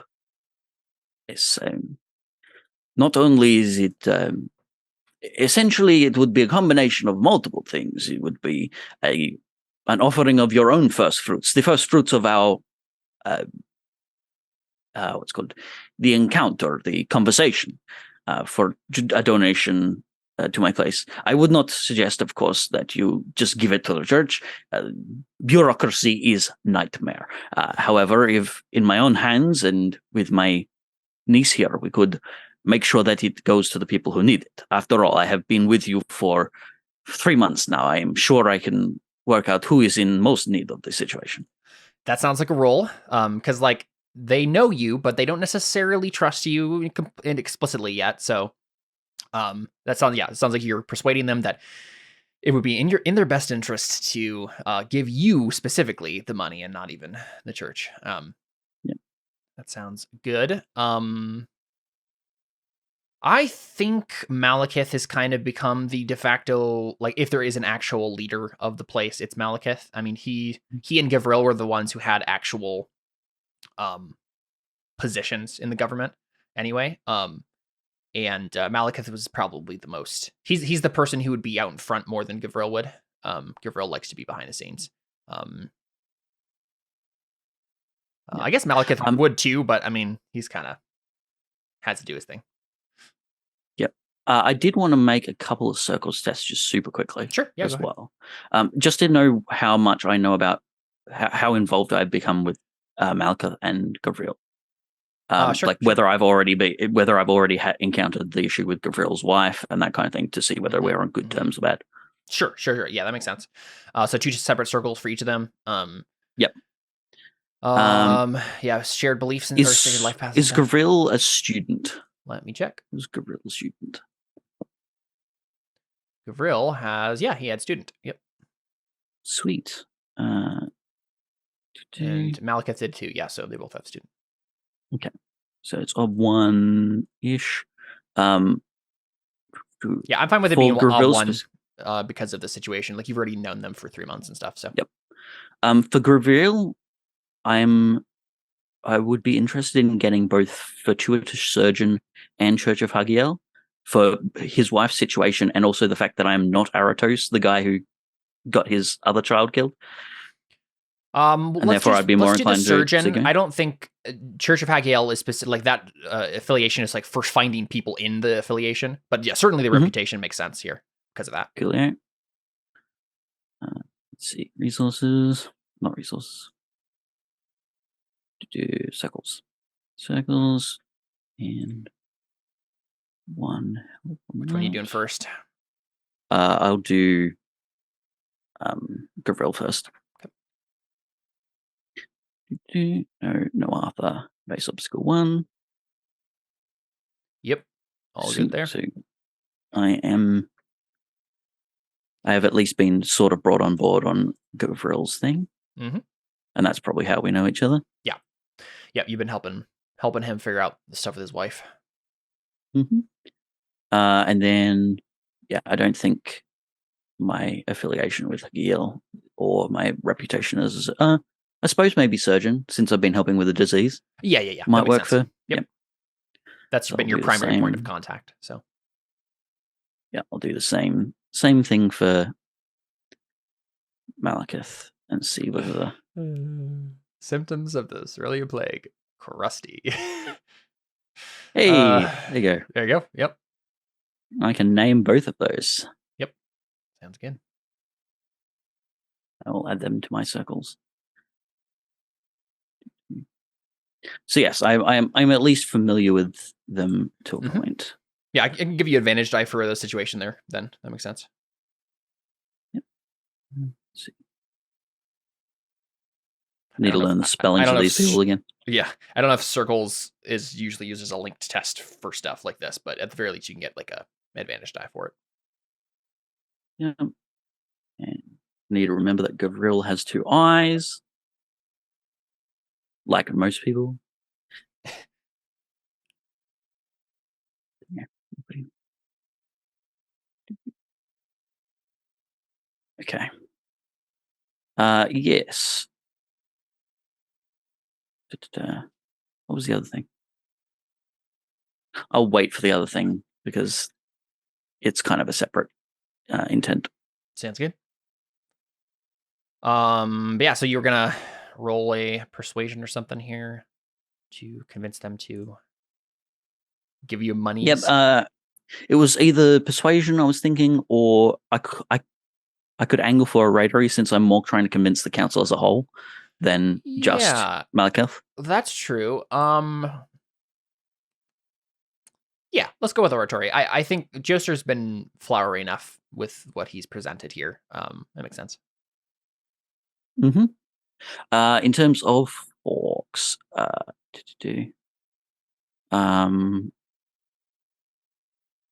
maybe one for the doctrine linked. Yeah, sure. And then bureaucracy, persuasion, rhetoric, soothing platitudes. Sure. I don't think they're religious enough to do suasion yet. Good news, bad news. I'll convert you eventually. Don't worry. Yeah. And then maybe anticipation wise, seeing I'm talking about knowing what their needs will be. Yeah, I like that. Yes. I angled for something that can help with astrology and conversations. So. Yeah. So let's see, what's that? 1, 2, 3. Every 4, time you 5, mention astrology, 6. it just amuses me because literally astrology in this world is just staring at the one sun. Yep. And if he's asking a question, he basically goes into super rapid hallucinations from heat stroke. That's that's how I'm gonna flavor it. Amazing. So 1, 2, 3, 4, 5, 6. 6 forks. That's a lot of forks. This is what it is like playing Burning Wheel with Josh. All of the linked test, all of the forks. He maximizes everything. So what is average will? It's like 5. I think it's 5, at but least. I'll check. Because when it was just a persuasion, I was just going to do Malachus, which is 5. But we'll check the others and see. So Gavril has 6. Mine's a 6. So Yours if you is a want 6. me to Probably 6, have, yeah. So it will depend. persuaded. It will depend on what Calic has then. So Calic has a 4, so 5 is going to be the average. Yeah. Okay, I'll put 5. No, I'm going to put 6. I don't care about Calic. He's an idiot.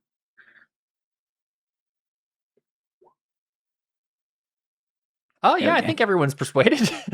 8 makes sense. But yeah, I was a 5, but yeah. Yeah, I know. I said I didn't care about Calic, so he wasn't Oh, going to be. I see. Yeah.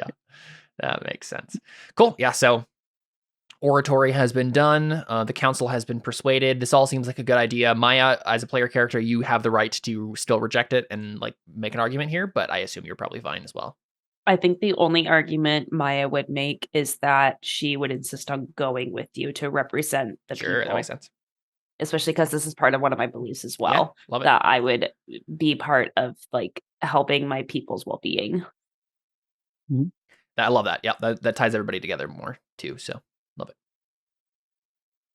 Yeah, I think I don't think Joseph would have any problems with. But she could actually going with front the him. cash herself as well if you agree to this. I have 2D cash. Yeah, I think. What do you actually need? From what Joseph would probably suggest, something like a 2-die fund, because that's a bit more permanent than just an initial burst. But Maya could certainly help Malachith to make help this. Malachith with it. And I mean, out of like in goodwill, Joseph's going to help would help set it up, especially since he's like assisting in setting it up in out of funds that are in Setkes itself. Sounds good. So Maya, you can help. Do you have a resources role of your own? Like, do you have points in it? Your resources? Let me see. No, I don't have anything. But you can just give him the cash die and help that way, though. Yeah, and I can do that. That's sounds fine. good. Yeah, so you can do that. Gavril can help as well. He has a 5 in resources. And that means he gives 2 dice, right? Yeah, because 5 for help there. And then Calic 1 from me has a 2, so he'll I think the whole council has been persuaded, so I think they'll all help here, which means we have Malachith with 8 resources, taxed 1 right now, and we have 2 cash die from Maya, 2 helping dice from Gavril. Can I just give, if I'm just helping, am I able to just give 1? Just give the 1, help? yeah, that's fine. I want to hold on. Yeah, I mean, Joseph would actually suggest that because He's the cash on hand. we want to be able to set up like a bank account in there for you and get you some resources skills as well. So 1 from Maya, 2 from Gavril, 1 from Joser, 1 from Calic, I think is what's happening here. So 5. Yep. All right. How do we make 2-die fund? What's the ob for that? Ob 5. Ob 5. Very good. It's the same ob as 2 dice plus 1 because it's a fund. Cool. I believe.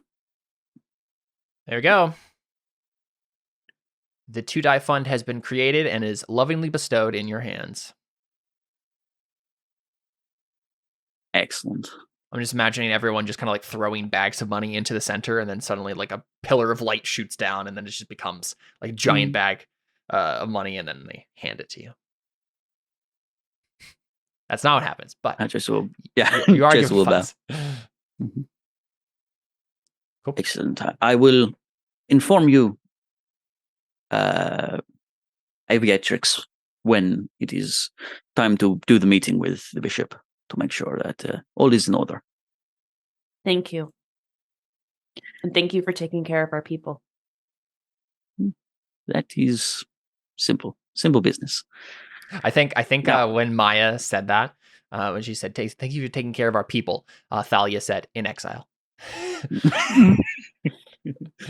because she was like used to saying it, and then she's like, "Oh, sorry." Okay. Yeah, Maya kind of like she doesn't understand social niceties. She lived in the woods. Speaking of, I admittedly I am not the bishop, and so I should at least make some form of show of making sure that I am representing my church. Brilliant. Admittedly, it would be nice, and I think would be beneficial as well. What I am proposing is a debate of sorts. I was wondering if I could perhaps have the opportunity to debate Calic in front of the people. He frowns. I would offer to debate the priest of Pyrrhus, the official religion of Sinia. Unfortunately, I could not find one. They are all dead. Yes, I was informed that a tragedy of a woman happened. Yeah, Calic is frowning and just like, why on earth would you want to debate me? For the most part, at least, the initial drive would simply be because it would to be proved to my bishop that I am. We are getting something out of this arrangement. Instead of just feeding the people, we are also representing Hagiel. Now, there is also I must admit, my motivations are not entirely just to please the bishop. I think it would also be beneficial for the people of Sinia. Rulership, fertility, war is all perfectly fine purviews. However, kings have no rule over the weather. Can't stop a storm by saying, "Hey, get out of here." An army falters in the sweltering heat of the sun, and the fertility of man is slow when compared to the burgeoning growth of fields and livestock. Yeah. Not to mention, right now, not really needing a war going on. Whereas the purviews of Hagiel, especially if we were to provide seed grain, the benefits of flourishing farms and fields are excessively nice to have. Yeah, I'm not saying, of course, we're blighted. You know yourself that you have not worshipped Hagiel in Sinia for ages, and yet your farms were perfectly fine. Yeah, so the rest of the council... council... may I be completely frank with you? She doesn't say anything, but I think you take it as acceptance. Can we please be a little honest with one another and admit that Pyrrhus is not the god of trade, he is the god of fish? So I think there's still like a moment of pause, and all three of the other council members, I'm assuming including you, Maya, like are just looking at Calic like, this is just a religious thing. Like, what are you going to do? Like, what do you say? Sort of a thing. And I think this is where Joser makes a roll, right? Because like if you succeed on like, yes, you should do a debate with me, this will be the moment where he laughs and says, yes, he is the god of fish. Thank you. Like, and then he's like, yes, we should do a debate, sort of a thing. But otherwise, he's going to be like, I don't have time for this. Like,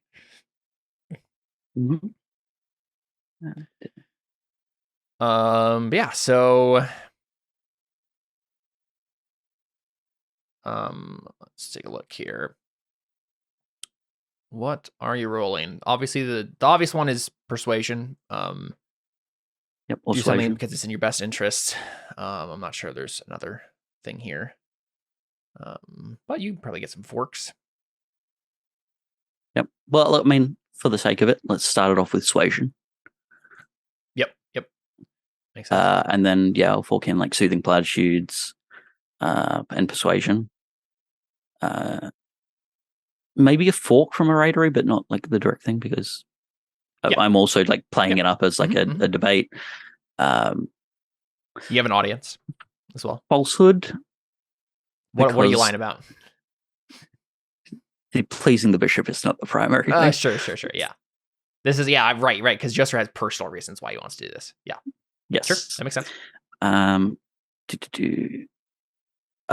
Maybe anticipation wise, like I can see what his objections to it will be, and I can just quickly address them before he even gets to them. Sure.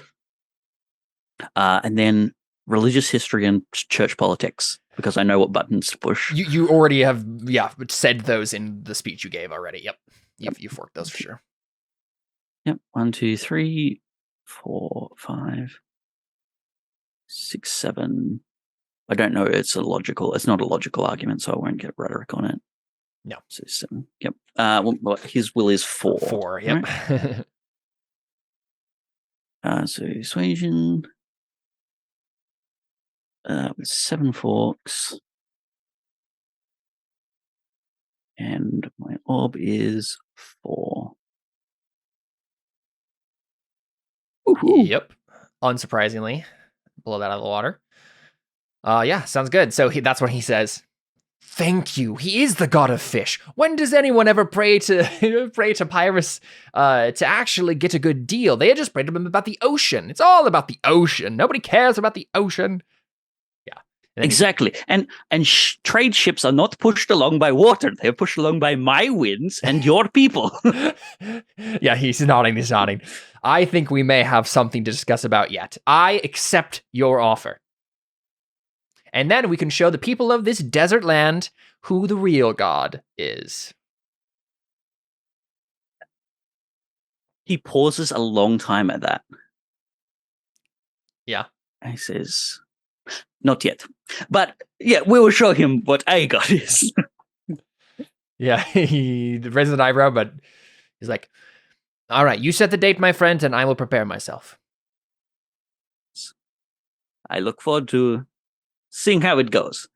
Yeah, there's like been this kind of like tension between you guys for a while because of like the weird religious difference. And you guys haven't ever really talked about it or interacted very significantly, but this really broke the ice for him. And he immediately like finds you funny and amiable. And he's like, okay, let's do this. Cool. Love it. Yep. Sounds good.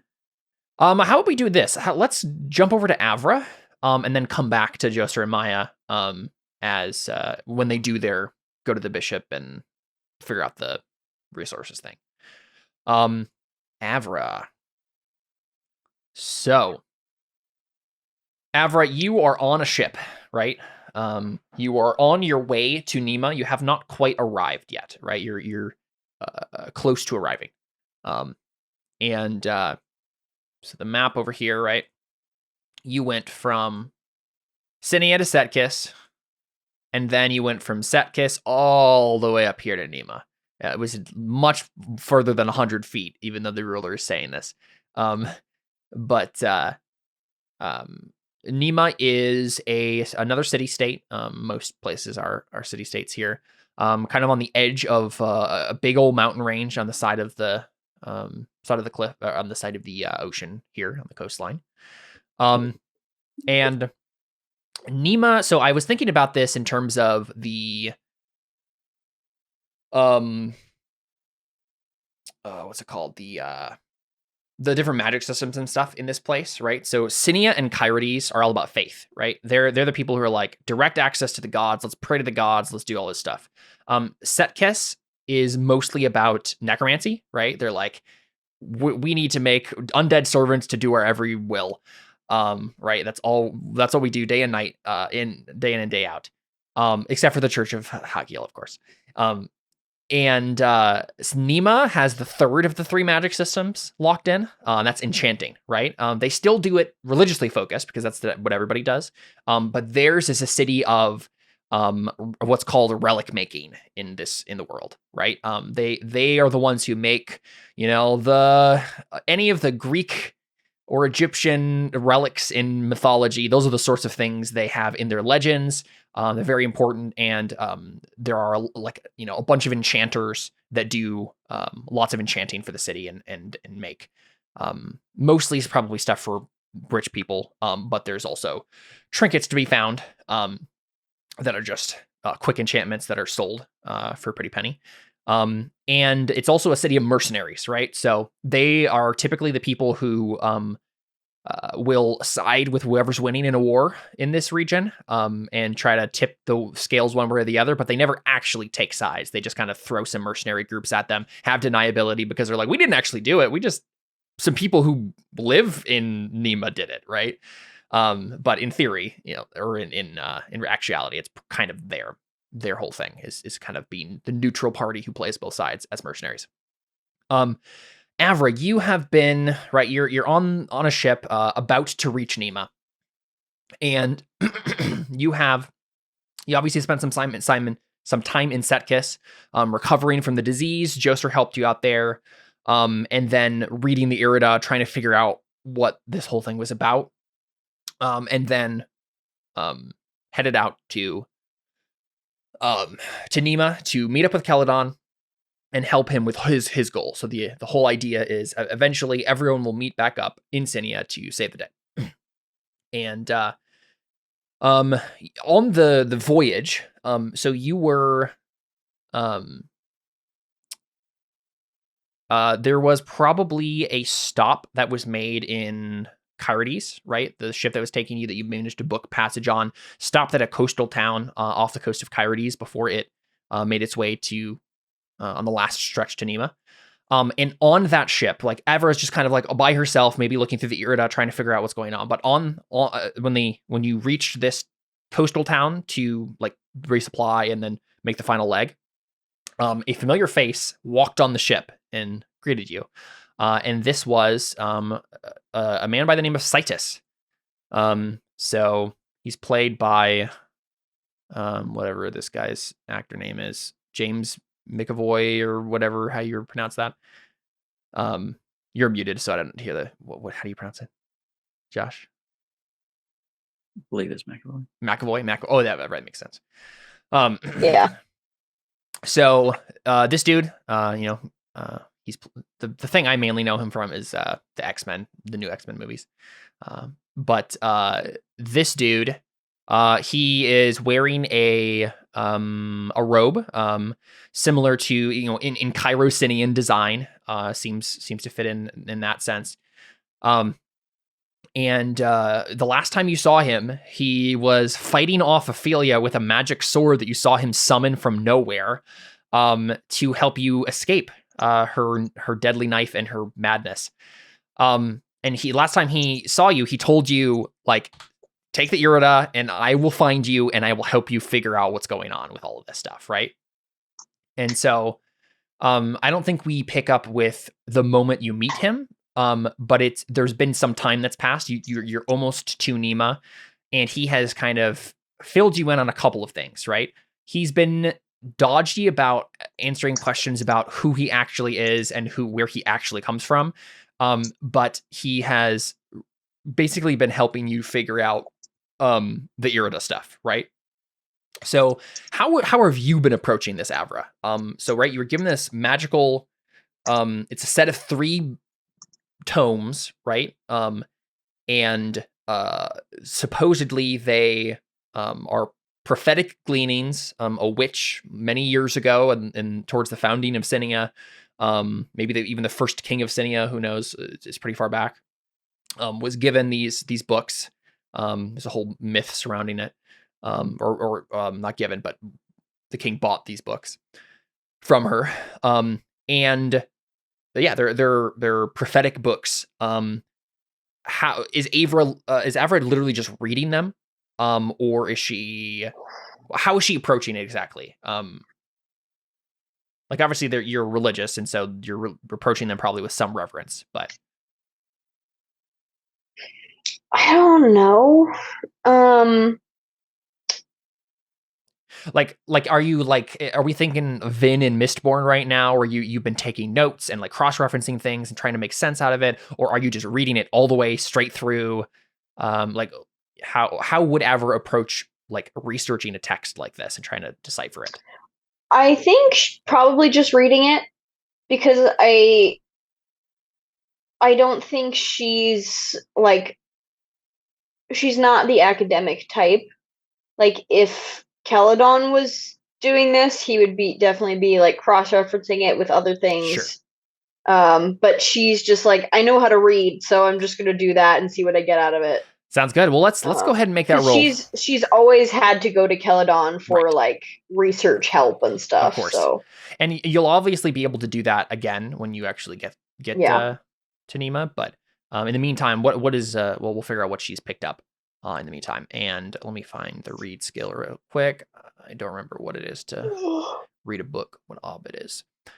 We'll find it. All right, ob 4 to read a book. So you're probably gonna fail this, but that's okay because we kind of assumed you were. You're gonna need help. So let's see. Do you have any forks we can work with? Is the question. I don't think so.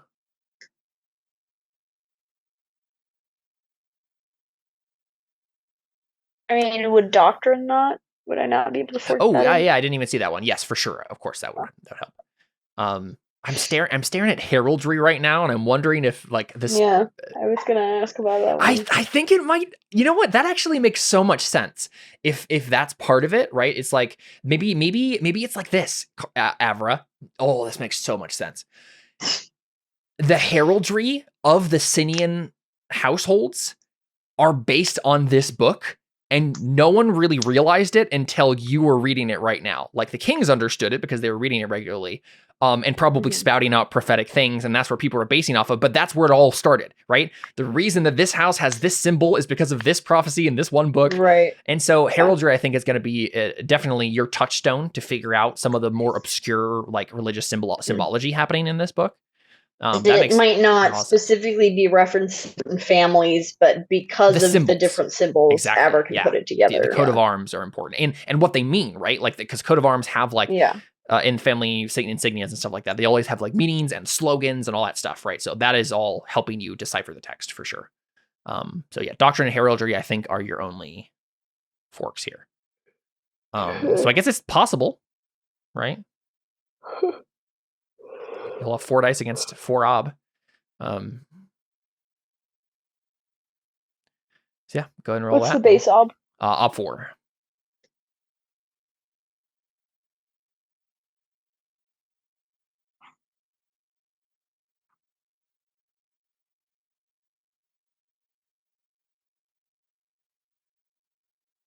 Ooh, so close. Hey, you have fate, right?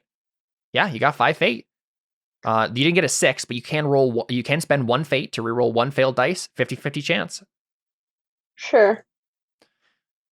Maybe Avra is better at this than we thought. Yeah. So go ahead and click the fate button at the top there. Put in 1 remaining ob and 1 die.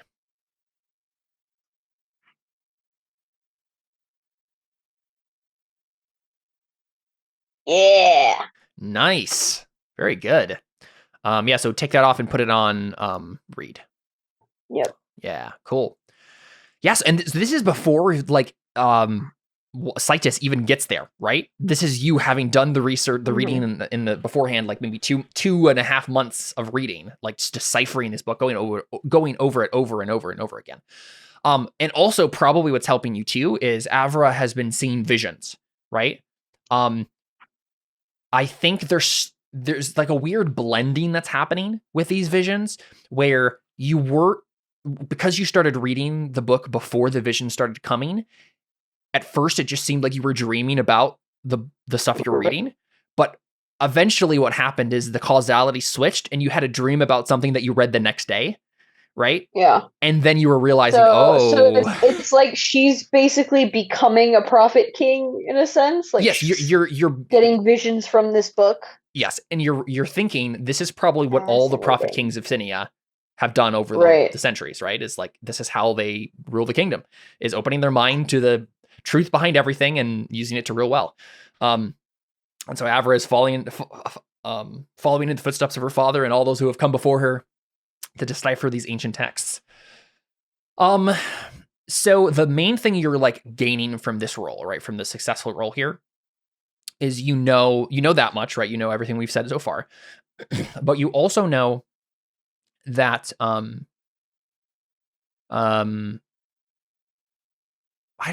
you didn't know before. Cyrillus was the one who found out that your dad went mad because of the book, and went mad specifically in the sense that he saw so far into the truth that he realized that capital G God was real and was coming back, right? But I think this is what we'll say. We'll say this. With this successful roll, and Sitis coming alongside you in the last part of this and helping you decipher stuff that you were confused about before and giving you the proper terminology, you are now familiar enough with what's true about the setting, right? Avra now knows that all of the gods that she grew up hearing about, and Pyrrhus and everybody else, right? They are merely lowercase g gods. And there's the father of the gods, is a figure in the mythology that you're familiar with, right? It's like Kronos or Uranus or Gaia, like that sort of level of the bigger god that birthed all the other gods is the sense that you're familiar with. But you now know that this is a being that's far different than the gods you're familiar with, much more powerful in a completely different phase of reality and existence than the pantheon.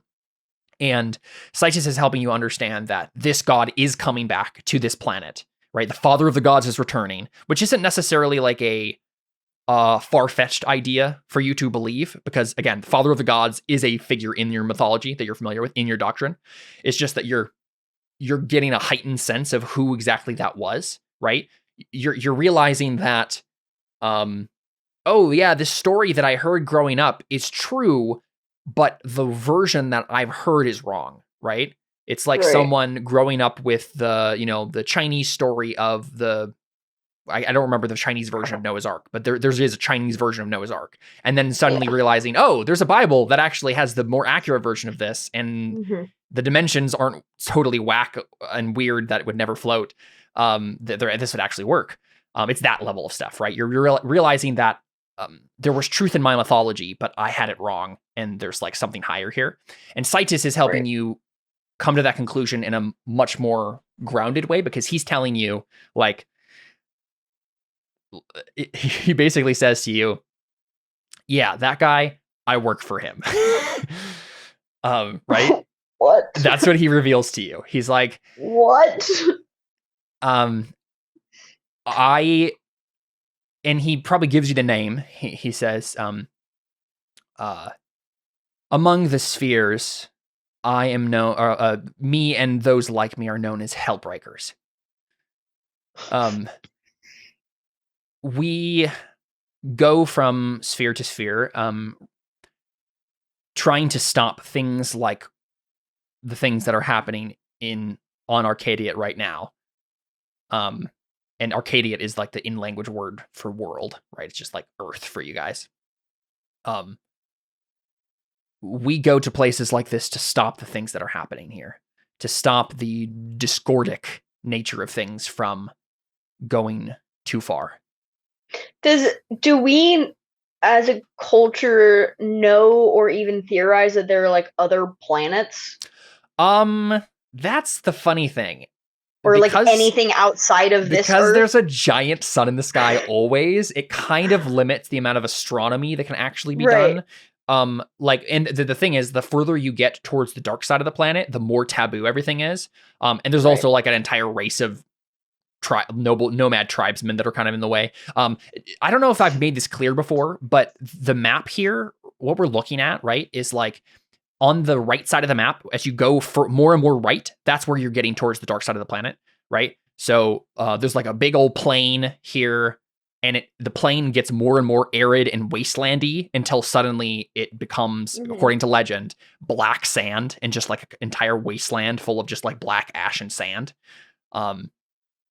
And so nobody in living memory has been there, but there's lots of legends about it.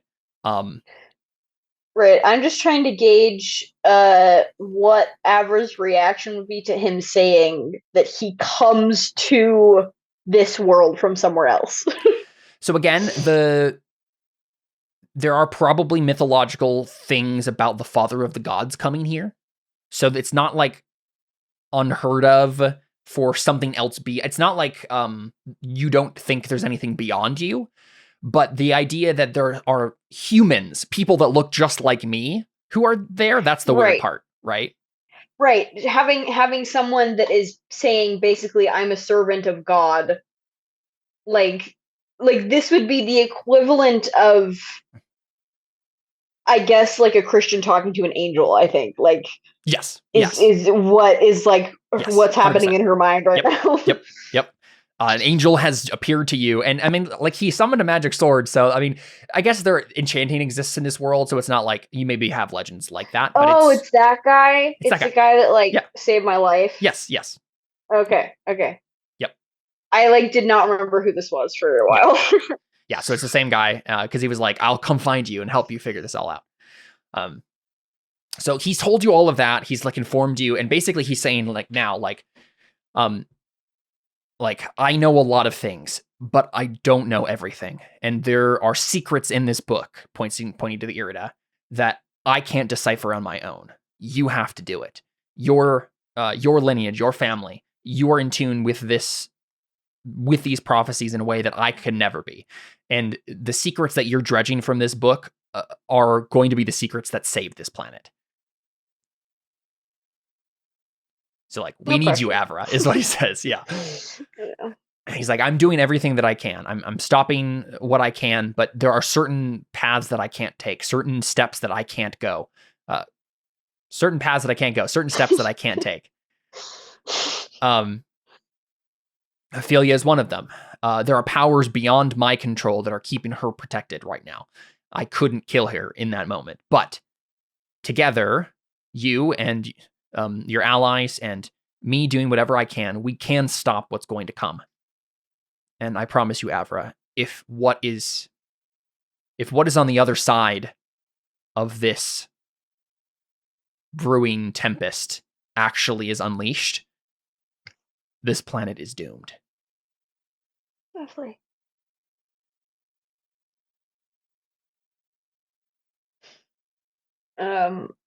Yeah, she just says, well, then where do we start? And then he starts grilling you through all the symbology, right? He's asking you about the symbols that you're seeing and what meaning you know, and he's cross-referencing it with things that he knows. But I think that's all part of this roll that you just made, right? Okay. So he, I'm trying to think of a concrete direction that we could start off with here. So because the idea, right, is these are prophecies that can help you predict the future and stop what's coming, right? Let's see. Trying to think of a good tidbit that we can grab onto and then run with. Because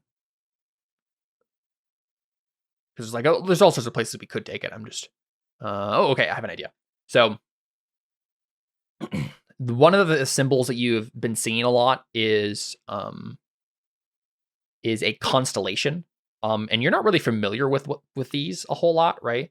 This is one of the more obscure ones that doesn't really fit into the heraldry super much, but Citus is helping you figure out this one. And when he helps you understand, what stars are, and what you can still see them sometimes. You're living on the twilight portion of the planet. It's not like you're on the spot where the sun is directly down on you, right? That's not the case. But you also see the white dwarf, right? So as a reminder, there's the giant sun in the sky, and then there's the smaller white dwarf that orbits that big sun. So you know that stars are things in orbits and things. So you understand basics of that. But there's I think constellations or something that probably the denizens of this planet don't care to, unlike the actual Greeks, they probably didn't have the Orion's belt, or they don't care that much about that stuff. They can understand that there are stars there, but they don't necessarily name them or point out constellations. But he points out what these are, and he's like, okay, It's a collection of stars that sometimes people will assign a meaning to. They'll see a face in the sky, or a belt, a dog, something like that. And from what you've told me about the way the symbology is being used in the Irida, it seems to indicate to me that it's not a whole so much as it is a part, many parts. It's a collection of celestial somethings. And, well, where I come from, the stars are often simultaneous with what you would consider gods. Many of them have jurisdiction, power over these celestial beings, celestial spheres. And I think this constellation that you've been singing is supposed to mean the pantheon of this world. And you've been seeing stars wink out. And there are some that are still barely holding on. There's something going on there. Your sister has been working for the dead gods. Like, you're aware of that. And I'm assuming you've told Citus all the information you know about your time with Ophelia and stuff. And Ophelia did also announce to the council, her council, that the plan was to try to kill more gods, right? Yeah. And so he's like, when you told me that, everything started to fit together. The Nekame, or the and the things that they serve, what I would call a Tannerin, they're killing these gods. They're trying to bring them down to their level, bring them to their side, corrupt them, taint them, kill them, make them into something completely different. And it seems to me that there are some that are holding on, some that maybe have been damaged, but are still alive. I don't know how we find those, or communicate with them, or even know who they are, but that would be the first step that I would take. We need to figure out which gods have been compromised and which gods are in the process of being compromised.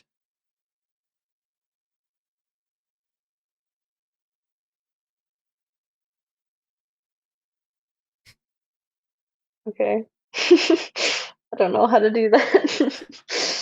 Well, you're going to read the Irida, and we're going to read a lot of books when we get to Nema. And then that's when we see the coastline of Nema on the horizon, right? We see the city of Nema pressed up against a bunch of cliffs. And right away you see what is referred to as the Nell, which is a giant fortress that is right on the coast, right at front and center of the city, kind of like a big bulwark that protects the rest of the city around it. And once you see that, you know you're almost to Nema. Yeah. So we can continue with stuff like that in the future, but I think we can skip back over to Joser and Maya, and then come back, and Avra can like reunite with Keladon. Is kind of our last thing that we do, probably. Cool. I mean, honestly, if you're fine with me just being done for tonight, Sure. My eyes are killing me. Yeah, that's fine. Yeah. So I'd rather. Yeah, that's fine. Do we, if we can keep up the stream, like your video somehow, that would be good. So the overlay, I didn't prepare overlays for just the two, but yeah, that's fine with me. Okay. So if you want to like turn the video off and just kind of leave it on for now, yeah, that'd be good. Cool. Yeah, so we'll just do a scene with you guys and call it a night. Joser and Maya, you guys are gonna go talk to the Church of Hagiel. That's the plan. Yeah, I want to convince them why it's a good idea to let them share their food with us. Yep. Sounds good. Or to donate their first offerings, as you have said, to us, the poor. Yes. Please, we are your humble servants. Sounds good. So the first thing we see as you guys make your way into the city, right, into the city proper, is a bunch of dead guys. The thing about normal like Egyptian mythos, right? They kind of like make mummies out of important people. The thing is, when you can make actual living undead to do your every whim, you don't usually do it to the rich people. You do it to did I say poor people before? Did I mix? Did I say rich people with mummies? Okay, good. I felt like I reversed it somehow. When you can make a bunch of undead servants, that's when you turn poor people into undead, who can your servant died, just bring him to the necromancer. He can serve you for all of eternity. And so you see basically a bunch of like undead porters, and like servants that are running this way and that, not running, but more shambling, but they're not all mummified, though that's certainly a theme. There's a lot of stitching and kind of like taxidermized sort of look here. Maybe like their eyeballs have been replaced by glass eyeballs because they don't actually need them, like stuff like that, right? And we, as Maya and Joseph are making their way through the streets, right? That's what we notice first off, is like all these like weird undead shambling things. I'm assuming for Joseph, just like, oh, it's another Joseph, Tuesday. it's pretty and for normal. me, I'm just like, What okay, is this? Yeah. And it's not like they're all like obvious zombies, like in the sense that we know them, because they're usually an undead that's let out in public has to fit a certain standard of decorum. Like you can't just like have an arm falling off a dude, and that's just bad taste, right? That's bad taste. Exactly. But you keep your undead servants looking nice when they're out in public. There's probably plenty of undead servants behind closed doors that can look whatever, but all the ones you see in public are going to look nicer. Well stitched, well mummified, not super gross looking. But yeah, so you make your way through the city, and let's see, what is the on the way. I'm not sure how much Joseph knows, but he'll basically be just asking simple questions about like the conversation he heard when he came in, and we're like, was the boy you were mentioning, your son, Ben? Was his name? Ben Asher. Ben Asher, excellent. He makes a note of it. Yeah. Yes. And you said he. I mean, I assume he is taken, but do you know who took him? Trying to think how much she wants to reveal. Yeah. I think. I mean, this kind of goes with my old belief that I don't currently have right now, where I'm trying to make sure Alpheus never sees Sinia ever again. Yeah. Yep. As soon as you hesitate too long, he just glances up at the sun, and I'd like to make an astrology roll to try and just know the name of the guy who took him.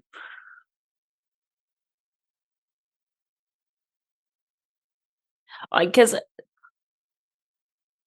sorry, Caleb, I didn't hear you there. What'd you say? Yeah, we can't hear. Sorry, I muted myself because I was coughing.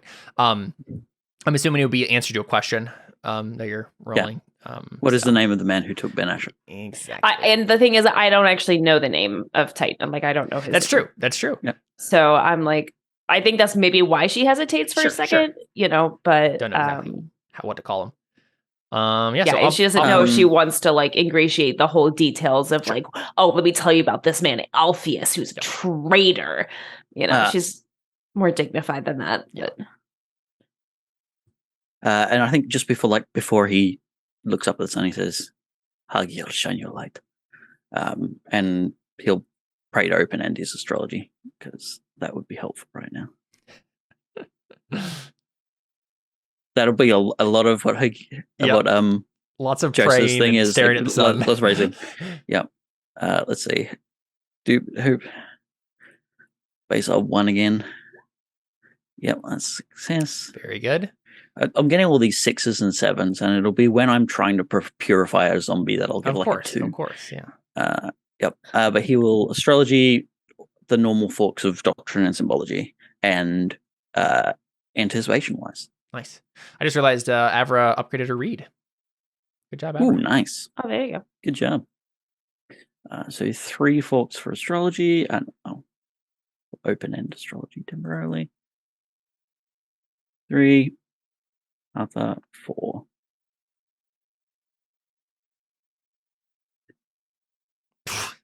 There you go.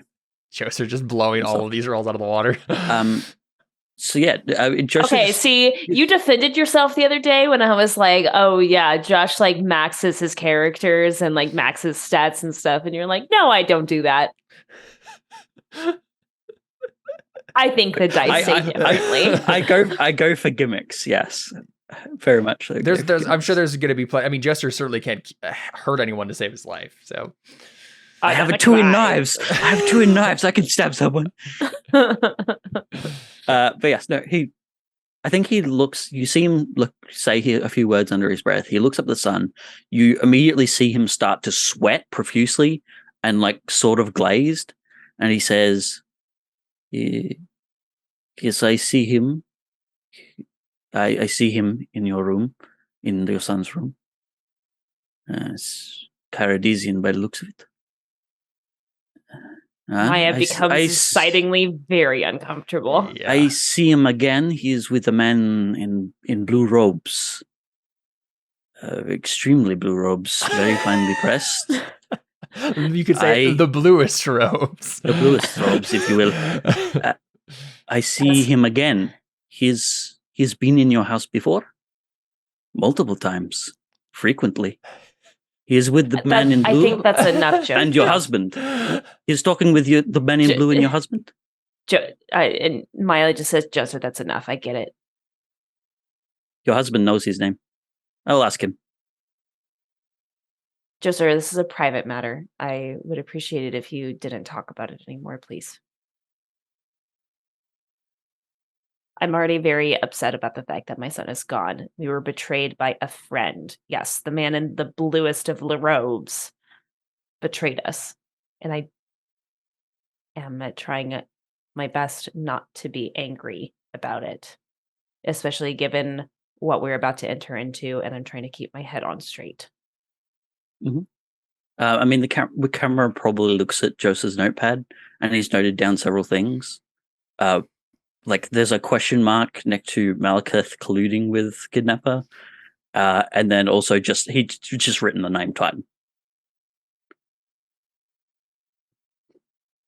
but he doesn't blatantly say it. Yeah. Cool. Very well. There are fewer mysteries than you think. Well, it's just who knows them. I would appreciate any tips you could give me on how to best help my people now in this moment, if you have any. Make sure they don't starve. Be nice to me. No, persuade. You don't need to be nice to me. Let's be to persuade your bishop, persuade your church to help.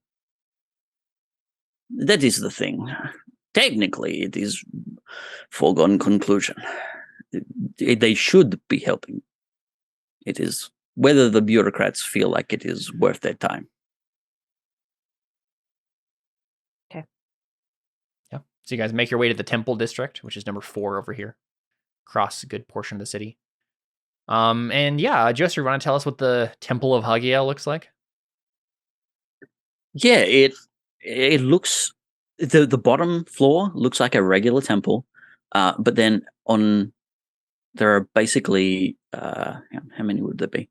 Basically 16 large struts on evenly spaced along the sides of the temple that are holding up what looks to be almost an entirely secondary building on top of it.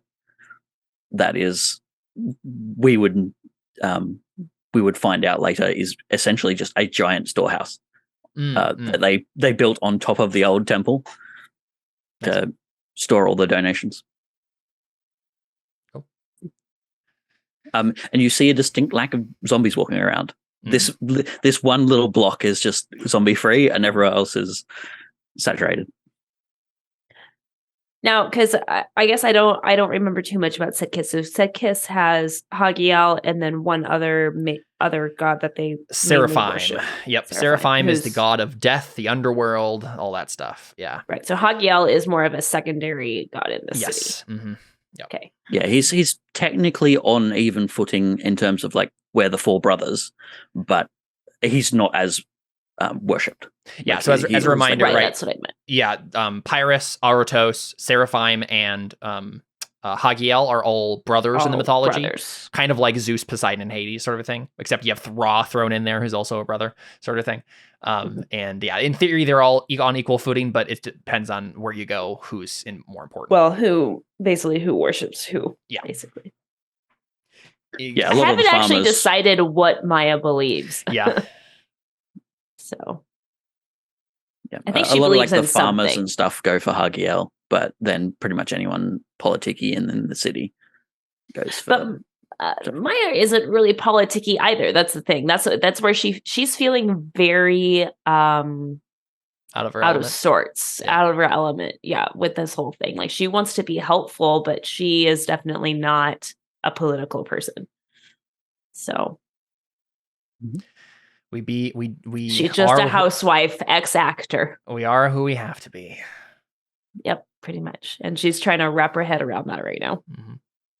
Yeah, so you guys walk into the temple. I don't know, Joser, what is like inside of the temple? Like what kind of activity do we see? Like obviously in the Temple of Seraphim, you're gonna see a bunch of embalmers and undead and stuff, but what's it like here? It's like there's pews at the front. It's basically separated in two. There's pews at the front, a little shrine, stuff like that in the front of the house with some priests going about some Pathayars going around about their business. And then the front half of the temple is entirely dedicated to feast tables, where you have poor people coming in, taking like a pot of grain gruel or various fruits and stuff, whatever they need, and then moving on. Cool. Yeah. The depiction itself is relatively plain. There's like some light blue paint against the walls, but even that's pretty minimal. Sure. Yeah, I need very to functional. I need to burn up this bishop because I have a feeling he'll be important. But I guess you probably see him going amongst the poor people who are eating at the feast tables. He certainly has robes that like delineate him as being more important than everybody else, but it's expected of all members of the Church of Hagiel to be kind and beneficent to the poor and to be seen among them. Even if you do end up spending most of your time doing more bureaucratic stuff than not, and maybe get too caught up in it, you're at least supposed to put on a show, the very, very minimum. But as we see this guy, I think he's probably so the Autoket people are definitely kind of more Egyptian, African. There's I think this guy will probably be more on the darker skin side, so more like Malekith, and big, broad shouldered, and wearing long flowing white robes of some sort or another, and with various paraphernalia similar to Joser's, but he is probably praying over a woman and her daughter, who are like kind of receiving like a blessing before they partake of their meal that has been given them by the Church of Hagiel. And the bishop's probably saying it louder than he needs to like make sure everybody else nearby is hearing it. But he says that, and I assume you guys are coming up to him as he's finishing the prayer. Cool. Yeah. Yep. So he turns and he says, do you want to make a circles roll real quick, Joser, just to see right away what this guy actually thinks of you? Because Sweetly. Yeah, you don't have him as a relationship, yeah? No, I don't have him as a relationship, but presumably he was at some point a temple acolyte. Yes, or a priest, yeah. So. There's no reason it wouldn't be an odd one. So, yep, odd one, and I mean I'll get Church of Hagiel in it. Yep. I don't think I've performed surgery on this guy. So. No, I don't think so. Does he have a reputation that I can have? Probably. Yeah, I mean, assumably he's at least vested. So yeah. Give yourself 2 more dice. Yeah. And base obstacle 1. Yeah, no problem. Man, 3 6s too. So I mean, it's not like I feel like Joser's is an odd man out in some ways, just because of the way he acts, and like he was off doing other stuff too, so for a while there, but it's not like but Joser's not unliked here, right? Like, this bishop knows who you are, is friendly enough with you, even if you guys have differences on things. So he smiles beneficently and says, Joser, it is so good to see you. Welcome to the Temple of Hagiel, and you have brought a guest. Is this a poor soul in need of a feast or prayer? As the ancient priest said, why not both? Yes, I do believe one of the priests probably said that at one point. Who do I have the pleasure of meeting? If I may introduce the aviatrix Maya. Please do. Yes. Sinia.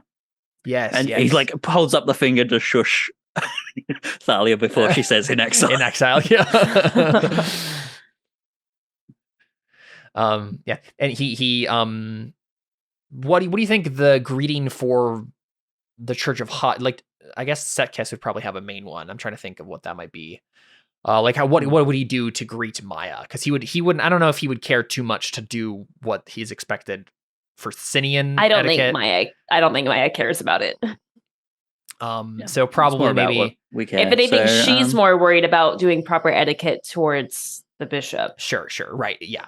So he does, wanting to. She basically wants to draw that fine line of like, yes, I'm important and I'm high, but I'm also like, I'm at your. Yes. Yep. I'm your humble servant, kind of a thing. Perhaps before we arrive there, we could make a quick resources roll, or I could make a quick resources roll, just to try and get a dice of cash. Okay, sure. Yep. No reason not. Stop by a bank. Yep. So yes, I will make a die. Go over to a big hulking resources. zombie and click a few buttons, and it's money comes out of his mouth, right? So yeah, I'll make a resources roll. I'll use my fund. Well, our fund. Sure. The fund. The glorious fund. And I'll spend my persona on it as well. Just to make sure that we have a die of cash. There we go. There you go. Yep. No problemo. I assume you're going to give this to the temple? Yeah, basically the first fruits of the relationship. Right. Yeah. So yeah, he nods kind of respectfully at you, Joser, when you hand that over, and then does whatever religious gesture or cultural gesture there'd be to greet you, Maya. Maybe hold out a hand, kiss your hand, whatever it is. And then it says, "It is a pleasure to meet you so far from home. We hope that we can offer hospitality in this time of need." Maya, graciously says, like, offering Joser to us has already been a large help. I know he hasn't gotten a chance to tell you yet, but he's already eradicated all the disease that has been so unfortunate to fall upon. Yes. The Cerealian plague. He has told me much about this strange disease. He says the primary symptom is being crusty. Excessively crusty, my lord. Not even a few baths short.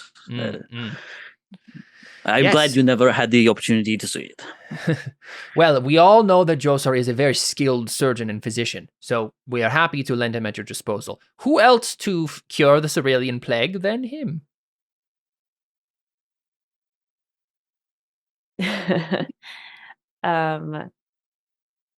Please tell me, why are you... Joseph pauses and he says, the priest of Aratos did try. Your grace. Yeah, and I think that's kind of why Maya paused for a second. They always do. They do try. Yes. Well, again, we are indebted to you.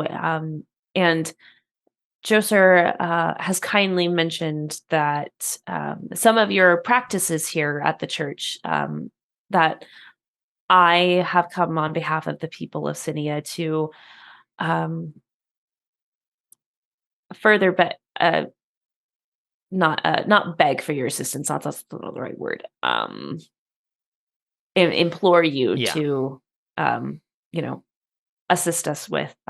Your first fruits practices is very generous with, instead of burning it or, simply destroying your first fruits, you offer it to the poor. It is a pleasing aroma, as speaks to Hagiel. And while I know that you have your own poor here,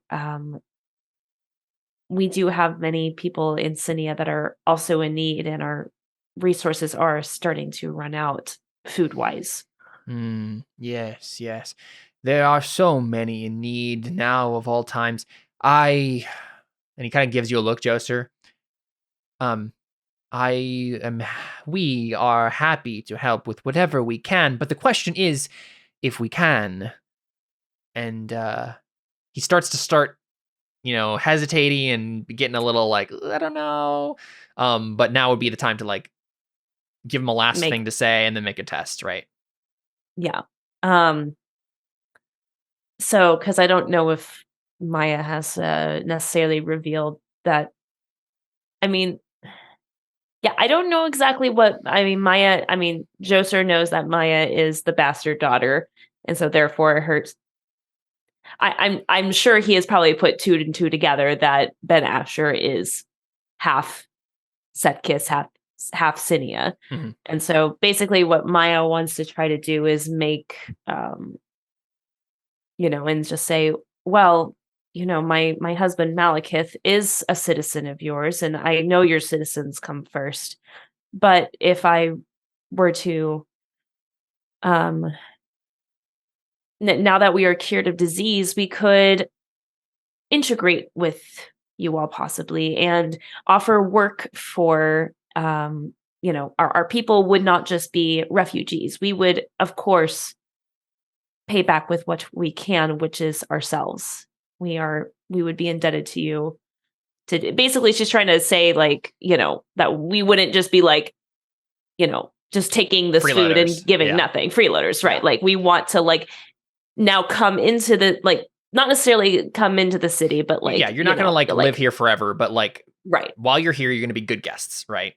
Right. We're going to work. And, if you're willing to be kind to us, I think that we would be willing to, well, as you know, my son is half Setkis. And I think that my son is a representation of what the relationships between Sinia and Setkis could be in the future. Mm-hmm, mm-hmm. Yeah, that sounds like a roll to me. Joser, were you going to add anything to that? I'm wondering if Joser would, or whether he would wait so that if he doesn't give it to her, he'd step in. Oh, sure, yeah, and like lay down the law of saying failure. Yeah. I think Thalia will help. Okay. I think we just see like Thalia in the background because like a lot of her skills, not all of them, but a lot of them are to do with foraging and herbalism and cooking and everything. So I think just in the course of this conversation, she's already going off to help with the feeding of the poor, just like as a general thing that she headed off and do.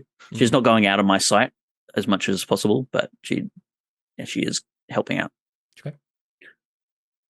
So she'll probably help with one of those skills. Right. So just like to kind of ingratiate you to the bishop more. Yeah. Yep. Sure. Makes sense. Okay. Let's see. What could I fork in? So I think I can, this is persuasion. I'm forking in etiquette. Yes. Yeah, that makes sense. Soothing platitudes. Good question. Yeah, that makes sense. I think that's an auto fork, isn't it? It's a suggested one. Yeah, it's a suggested one, but I mean, if you had not been soothing, then it probably wouldn't have mattered. Yeah, but that makes sense though. I don't know. Could I make a? No, I actually do have a character sheet I can use for this. There you go. Maybe an argument for family wise or family secret wise. Family wise makes sense. Family-wise? Yeah. Okay. I guess it's not really a secret anymore. But you're saying like I have relation to the Autocat people, like we. Yeah, you could go Feel possibly close. husband-wise as well, in terms of like you have things that your husband has told you that you can also use. I feel like maybe one of those makes sense because the only thing Maya said so far is just like my husband is Autocat and like I have ties here. We want to be good get. Like I feel like one of those makes sense, but maybe not both. Yeah, that makes sense. Okay. And I don't know. I feel like that's probably it because I don't think the ugly truth makes sense in this. I wasn't like, like you must help us or Sure. else like, Yeah. I mean, actually, I probably could add in, if you don't help us, like if our people are going to starve and die. Sure. Yeah, that makes sense. Yeah, because it doesn't have to be like mean, right? But it's just like here's the truth of the situation. We're gonna die if we don't get help. Yeah. Right. Sure. Okay. So let's see. Yeah, Thalia coming by says, and if they all die, then I guess, what is this, Nephilim? Whatever his name. Seraphim gets more followers and we don't. Right. Yeah, honestly, if all the Sinians die of starvation, there's definitely going to be embalmers coming out to take some of those corpses. It's fair. Okay, so five total with including I added in the help from Thalia. Sure. Okay, and what's my base up? 5. Okay. Hey, Oh right man! on the money. Wow. Perfect. Can't believe I only got 5. Yeah. That was about And average. I don't need a dice. routine, but that's okay. Cool.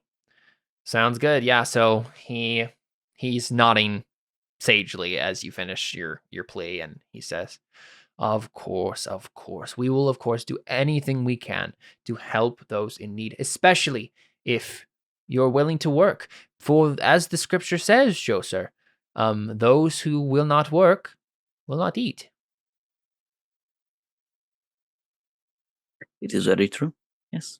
We all have gifts that we can offer the church and the people and the city and the gods themselves. Of course. And we do thank you. And I will start rounding up some people who are willing and eager to Yes, we have many hands work. that are needed here to help help with the feasts and the so on and so forth. Everything else that goes on here. So Maya's immediately thought is like, can I just put on a play, please? I just want to put on a play. I want to act. Let me just ask. It might be a long shot. Do you happen to need someone to act? Children's theater even? Right. Like for the children's play, whatever, Okay, cool. The bishop is very familiar with acting, like he likes people. He throws off his robe and he has like a costume underneath his like. Yes. Josa adds, if we could perhaps provide them some seed grain as well, there is plenty of land out there that, with Hagia's blessing, could be made profitable. With another Hagia's set blessing. of first prints. It is a dry summer, but I Indeed. suppose that there may be some relief to be found if Hagia wills it. Indeed. If it is pleasing you, of course, Bishop, I have also announced my intent to debate the High Priest of Aratos. Oh, really? Now, is there a impetus for this? Did he debate? Did he suggest the thing? No, Your Grace. I did suggest it. I thought that perhaps if the people of Sinia were also under our good Hagiel's good graces, perhaps their crops would be much improved. And also, he agreed with me that Pyrrhus is the god of fish. Ha! You used that one again. I'm surprised it worked this time. That is true. Sometimes the truth does win out. It depends on who you're asking whether or not that one's true. Brother, whatever, random name, disagrees with you still on that one. But no matter. I suppose this would be good for the church. Indeed. Let the brother know that if he is on a ship, ask him whether he is praying for wind from the god of weather or of water. I will maybe do that, depending on his mood the next time I see him. His mood does change so considerably. Almost like the weather itself. Indeed. Well, it was a pleasure to meet you, Maya, and I hope that we can do something to help your people. Thank you. I very much appreciate it. I will rally their spirits and send word to you. And if you, or rather, she says, please send word when you have work that you would like completed, and I will send people for you. Of course, yes. Besides the feasts here and the passing of food and blankets and the like, there are construction projects that we are doing in the lesser and the less well-off quarter of the city to help those in need as well. That if you have any men of means or men of who are good with their hands, that might be a perfect opportunity for them. I'm sure we can gather some of them. I will talk to the masons. I've been meaning to work on my jargon already. Of course you have. In other things, Aviatrix, I have a couple of more stops in town if you would like to accompany me. Or Certainly, we can arrange for you to be returned. 2 people? There are zombie porters that can take you wherever you want to go. Yeah, that's a good question. Because I think Maya actually is really interested in learning more about Setkiss, especially now that they're not diseased and she's able to actually come into the town, because I think that they've been closed off this whole time. She is interested in learning about Setkiss, especially because Malekith, grew up here. Yep. But in-game wise, I mean, unless you have something you want to talk to Maya about, I think she would rather just go back to Malekith because I want to have a conversation with him. So sure. I think in-game, if you don't have a conversation, we could say she goes with you and then later returns. That's all right. That's fine. I figured that if you wanted that, we could do the finding out a way to help him with his goals by going to the market. But yeah, talking to Malekith seems the same thing. So yeah. Cool. Sounds good. I have something where I have to tell Thalia to go buy shoes for me because I gave away my shoes and now I don't have any. Yes. So Maya, I guess you call a couple of zombies carrying a palanquin and they carry you back. I don't need to be carried. Okay, just chaperoned there because I don't know my way through the city. Yeah, you can hire a guide too if you need to. Yeah. You could probably just hire one of the poor folks that are currently getting a meal. That's true. They'd be happy to do anything for a couple of coins. That's true. Yeah. Yeah. Either way, Maya gets back to the refugee camp. Do we want to pick with Maya or continue with Joser? Up to you guys. Okay, if you have something else you want to do real quick, Josh. Yeah, I mean, the thing with Thalia getting shoes is pretty quick thing. Yeah. It's basically just a couple of rolls and me observing to make sure that she doesn't do something terrible. But yes. So you just been walking around without shoes this whole time? Yeah. Very nice. Close to the earth, Yeah, of course. United with the earth. Yeah, so don't you worship the god of the sun? Yes. But also of agriculture. Yeah, that's true. Yes, where am I? Yeah, Josel will. Let's see. Josel will pray that his resources don't run out, because that's a good thing to do. I don't think that any of them actually allow me to boost. Any of the prayers allow me to boost resources because it's an attribute instead. Yeah, but I can't open end it because it's an ability. Yep. So yes, let's see if I can get a 0 on my faith roll. I don't. Nice. Very good.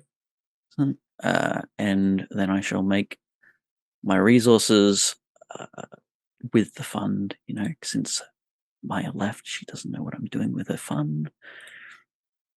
Let's see. Base obstacle 2. Cool. Sweet. Shoes have been I acquired. I'm not buying them. I'm making a cash die. Cash for Thalia. Right. Thalia, so she can upgrade her resources. Yeah. Yes. So I mean, I'll give her a cash die and help her by being nearby and teach making sure that she's got some good thingosses, and she has a cash die of her own, so Cool. she will put that in there as well. Go for it. Because she doesn't have any resources. Sure. But I'm gonna help her with get some money wisdom. Yep. Figure out how to I mean, use it's still possible that she'll dismally fail, it. That's but true. and buy some shoes is a 1. So typical. You might. Be She'll spend a fate. incapacitated. Why not? Yeah. Because she's Gets a 0. taxed. Yep. But she'll spend a fate and try not to fail Smart. dismally. Nope. Oh no. Nope. She's really So- bad with money. So this is the question. Like it's not like you can't buy shoes. That doesn't make any sense. What do you think is the failure? I mean, here? she's already losing 2 cash on this to buy some shoes. That's dismally failing. And she's not using the fund, so the fund doesn't drain, which is good. right. And she can't lose her resources. Sure. So she just doesn't gain it.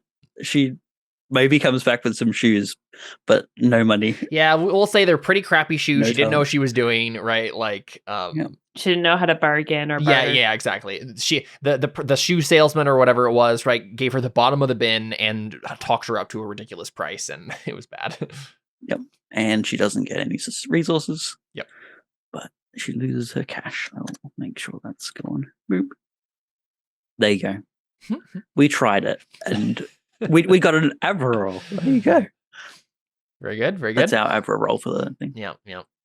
All Yeah. right. And the only other thing I'm going to do is later, so it's fine. Cool. I want to have a conversation with Malekith. Yeah, I mean, I basically just like want to have her. So, like, what are his goals in Sethkis? I guess that's really. I the thing. have Like, beliefs written for him. Great. How can I help him? Yep. What can sounds I good. do? How can I be a good wife? Yeah, so his beliefs are, my son is in danger every day he is away from us. I will find someone to bring him back. So that's his main thing right now. The Autocat must be convinced to help Sinia. I will use all my resources and contacts to bring them to our side. And I am not going to tell you the third belief, actually. That one's a secret. What? Yeah. Not about my own husband? Yep. How rude. Yep. Husbands and wives don't have secrets. You may understand when it all Correction, comes out. they shouldn't have secrets. Yes. Yep. So Is he going to try to like reverse like the child thing and try to have another child with me or something? I'm not gonna say. Yeah, so he wants to do the main thing, right, which is get the Autocat on your side, have Sethkis work for you guys, but then also he wants to find. So the issue is he needs to find someone he can trust who has the capability to go and find and save, right, from Titan, your son. So that's a whole big thing there. Yeah, you're muted too. Sorry, I like my headset has been like bugging out every now and then, Yeah. and so literally all I heard was, and so his main goal. Right. Main goal So to is find somebody. I think what I got was to find somebody who he trusts to go find Ben, basically. yeah. So like the two things is he wants to do the main thing, which is get Sethkis on your side, right, to save Sinia. But then there's also find someone that is trustworthy and capable, right, who can go and get Ben Asher from the clutches of Titan specifically, right? So who knows who that's going to be here, right? No idea.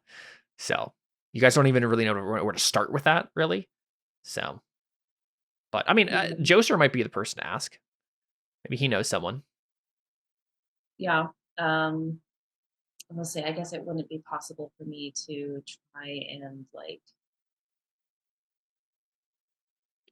I mean, Malekith knows Titan, so let's be the guy to get. Here's the thing, though, right? So, Maya, I don't. Malekith knows what? What are you saying, Josh? Malekith knows Titan. That'd be the guy to get. That's true. I forgot about that whole thing. Malekith actually did know about Titan. Yeah, that was my whole thing with the vision. Was I was pointing out, oh yeah, Malekith and the blue robe guy are with Titan and they're chatting. Like, Right. That's I why- didn't even that's why pick he- up on that. Yeah. yeah, that's why he noted down Malekith colluding with Yeah, If I'd failed, that was going to be like the conclusion that I tell because Alyssa. Alpheus worked with Malekith to like plot the downfall of the king. That back when Malekith thought that would be best for Sinia, right? That obviously changed, but wild. Yeah, that's why I was saying that Malekith knows the name of the kidnapper. Yeah, was because he does. Yeah, I didn't even think about that. I totally forgot. Yeah, so but Maya didn't know that he knew, right? So that she had no way of relaying that to him.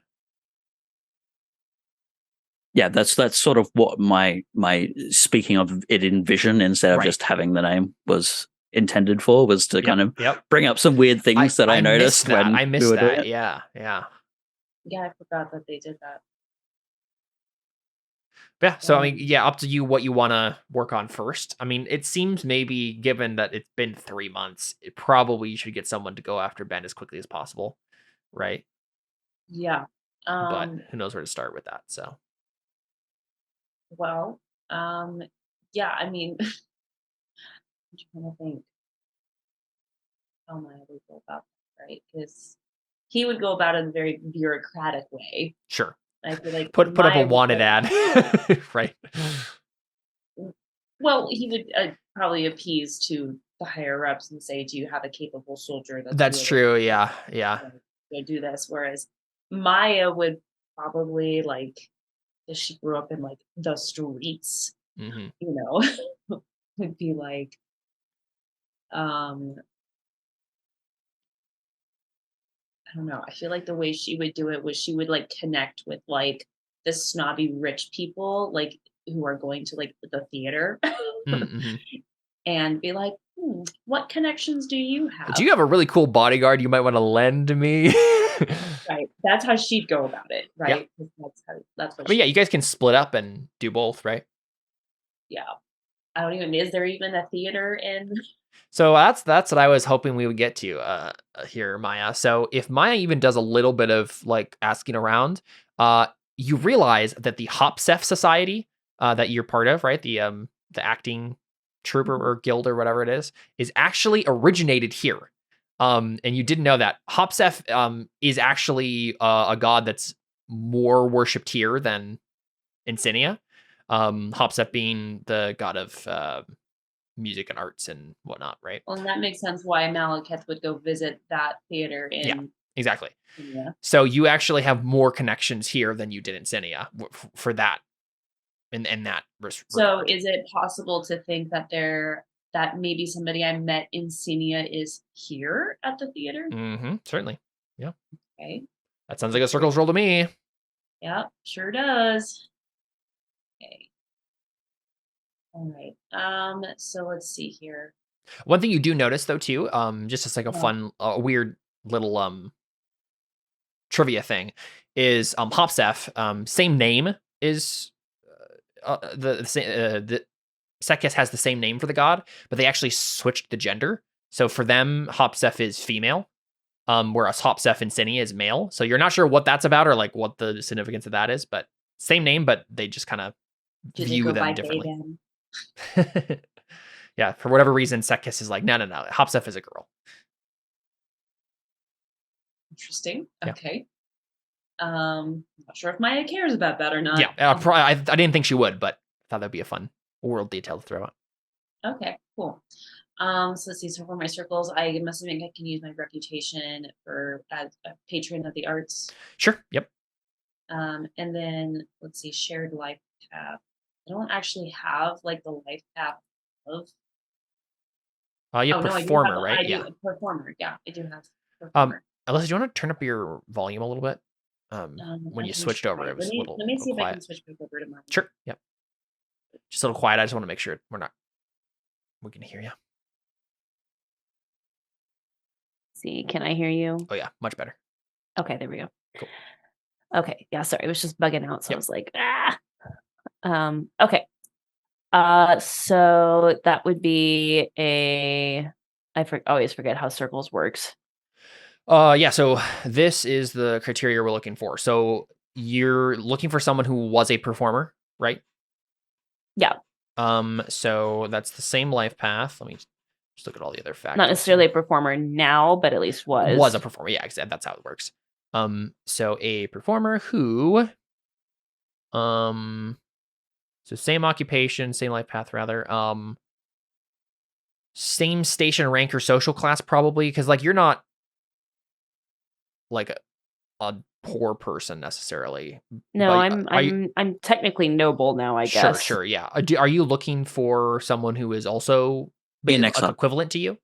Yeah. Probably. I mean, I'm probably looking for somebody who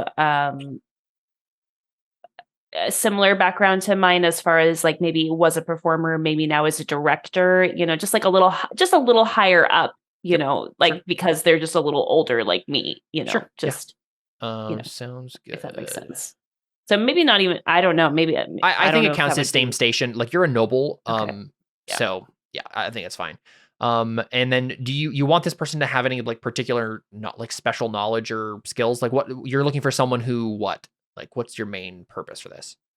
I mean, who has connections to higher ups of the city really is perfect. What it is. Yep. So that sounds like an obtuse, right? It's very similar to who you are, except special knowledge. Okay. So let's see. So I add in my reputation and affiliation. Yep. Yeah, you can only add in one reputation and one affiliation, but you can add in both of those. Yeah. Got it. Okay. Let's see. And I have a 3, so I feel like my chances are pretty good. I feel like I should spend one persona on this. I've got 5. Okay, sure. So I'm gonna do that just to be doubly sure. Mm-hmm. There you go. Okay, cool. Alrighty, cool. Yeah, so and you can name this person and everything. Like as in you can add them to your circles and circle them up later easier. So who are we thinking this is? Like, is this, you said like a director or someone like a playwright maybe? Yeah, some like famous playwright who like maybe was a performer or starting out as a playwright. You know what I think is be the most interesting is what Sophocles is this person. You know the playwright who was in Sinia. I think he. I hate him. I know. I think he has a bunch of contacts here. So when you're like asking around, you're like. But he was like weirdly in love with me. Like that's weird. I don't do it slightly different. Mm-hmm. Make it interesting, but make it that it's a girl who fled Sinia because Sophocles was also interested. Perfect. Yeah. I just wanted to tie it in with Sophocles somehow. That makes sense. Yeah. I like that. So, yeah. Well, because Sophocles may have come with us. Oh, he did. It's also he 100% did. Yeah. So, yeah. He's there. He's in the refugee camp right now. Working on his, masterpiece or whatever. So the reason why you were +1 named with those, you can sympathize over having to deal with Sophocles. Yep, exactly. Okay. So, this person was like a playwright, and probably like a playwright who wasn't really out in the open, pretty quiet about her writing, kind of published anonymously maybe, but then when she was, in the same circles as Sophocles, he eventually started hitting on her and made her uncomfortable, and then she just left. And she honestly likes it way better here anyway. The Hopsteph Society is better here, I think, than in Sinia. So, at least she has more opportunities here. So, let's come up with a name for her. So this is a person who's from Sinia originally, but moved to Setkiss. So let's see. This gal's name is Damaris.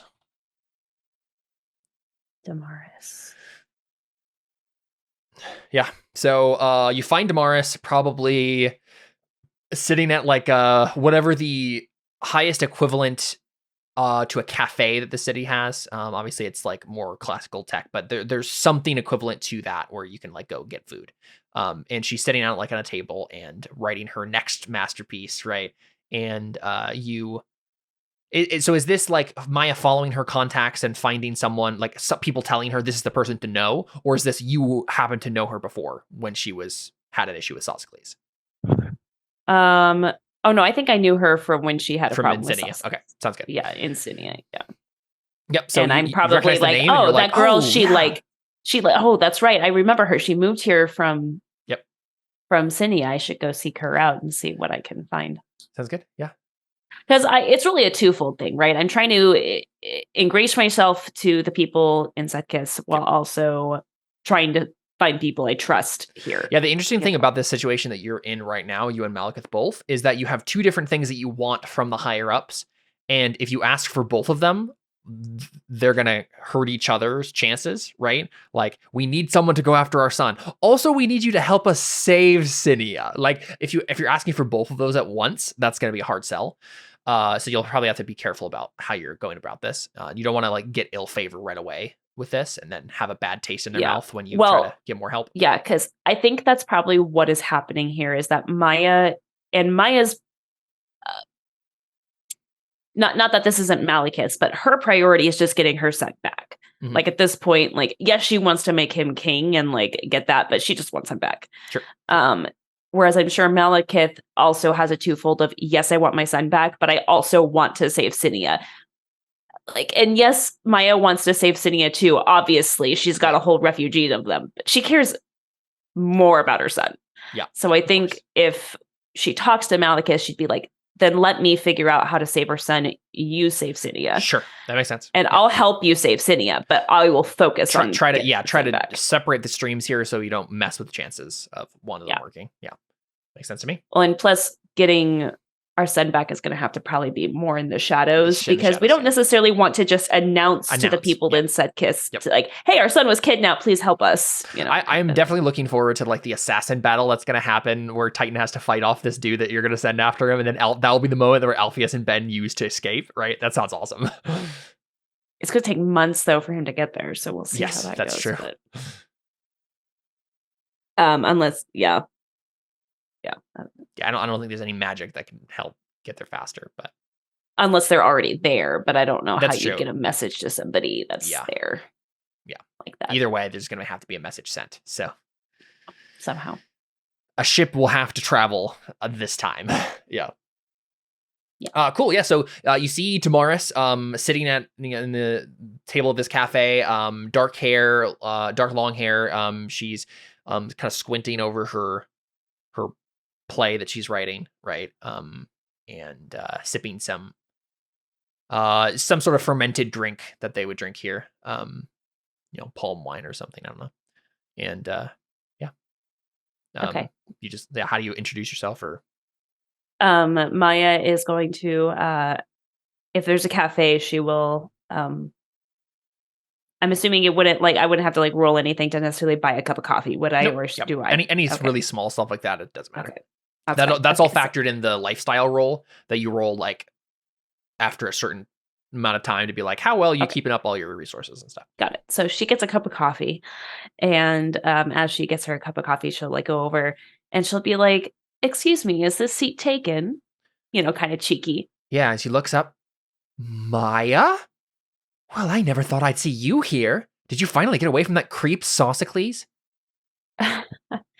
Yes, I sure did. Apparently, she's been thinking about that for a long time. For a long time, Maya chuckles and she just. Well, in some sense, I have. Unfortunately, he came here with us, but I swears very vulgarly under her breath. She's like, "How could you, Maya? How could you do this to me?" He's not here. He's out the outskirts of Setkiss. Well, good. Keep him out of Setkiss entirely. Outside the walls, please. Thank you. I will make sure he does not come near you at all. I assure you. Nobody even knows I'm here. Well, why are you here exactly? Well, I'm assuming you have heard about the refugees of Sinia. Oh, right. Oh, yes, of course. Well, I'm sorry. It's okay. How is our home exactly? Sinia is not in good shape. Yeah. No, it's not, Tamaria. To say it's bad would be an understatement. Well, I don't really have good memories of that place, but I don't wish anyone who lives there ill. So. Yeah. Well, we're hoping to go back with. We're hoping one day we can go back. Well, that would be nice. Just bring Sophocles with you when you do. I sure will. Trust me. He still gives me the creeps too. But every time I think about him. Do you mind if I sit? No, please. I would love to catch up. I hear that you've become quite the famous playwright here yourself. Famous is a interesting choice of words when you publish everything anonymously, but sure, yeah. Well, it's no longer anonymous when people say your name now, is it? I mean, No, I still publish it anonymously. I mean, you know me as Damaris, but none of the people here do. I like it that way. I guess that's fair. And so I guess by none of the people, I have contacts. I know people in the business, but I don't know if they know the half of how many plays I've actually written. You always have been working more from behind the shadows, and I've admired that. I prefer it that way, as I said. Keeps creeps Listen. like Sophocles away.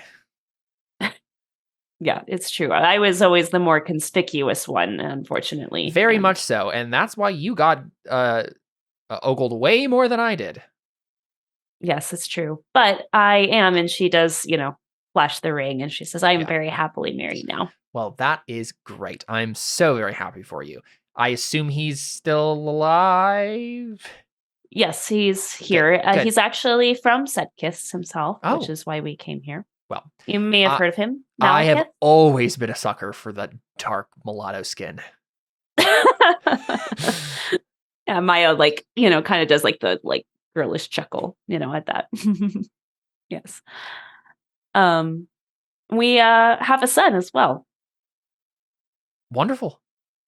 And then she kind of, does starts sniffling a little bit, Oh dear. They're real tears, but she's, slightly, exaggerating it a bit. And As she does. And she just says, I'm sorry. Ben wasn't able to, Ben Asher wasn't able to come with us. Is he still there? No. And she's doing the thing where she's trying to be brave and Yeah. I'm so sorry, Maya. What happened?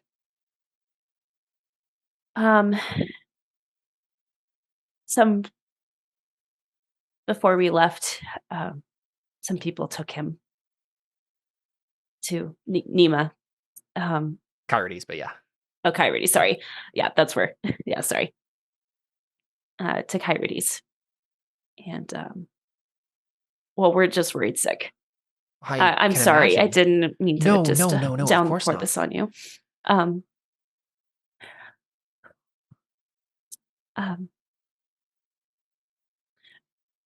We're in a foreign land, and we don't really know if anybody here would even be willing to help us. But he's been gone 3 months now, and I'm already worried sick that he's not even alive. But I know, as my mother's intuition, I know that I can't. I feel like he's alive. You would know. You would know. I've heard these things. But I worry that if I wait much longer, he might not be. And I don't know what to do. Yeah, so I feel like there's like an implication persuasion here, right? Right? It's kind of like a, do you think you can help me? Trip. Kind of. Yeah, right? exactly. Yeah, kind of. Yeah, sounds good. Let's take a look at Maya's Yeah, I don't know. stuff here. Well, you got persuasion. That seems like the most obvious one. You're not lying or no, I'm not lying. and you want her to do something like you're not just giving her an ugly truth. You're not just saying it's bad. You're like, please help. Wink, wink, nudge, nudge. So I think it's persuasion. Right, very subtly. It's implicit, but it's still persuasion, I think. Okay, man, I'm just rolling persuasion for everything. You can fork in acting, obviously. Drama wise. Yeah, drama wise. Excellent. I don't know if you lied about anything, so I didn't lie about anything. No. Family wise, though, right? Okay, yeah. The mother's intuition. I think you can fork in ugly truth, right? Yeah, just for saying, I'm worried that he's going to die if Yep. I don't wait much, if I don't do something. Okay. But I think it's probably it. Okay. What's her will? Let's say 4. Okay. Sounds good. Oh man, look at me getting it like right on the money. dot. Very good. Hey, you know what? I guess that's all I need, right? Yep. Cool. Yeah. So she like puts a hand on your hand and says, Maya, I will help in whatever way I can. Just say the word. Well. Yeah, of course. No, she just, Yeah. I'll sway the teats, and she just says, if you have any connections to someone who might know someone capable of breaking him back, I would be eternally grateful. Of course. I'll ask around right away. And Maya, do you have a place to stay? Where are you staying right now?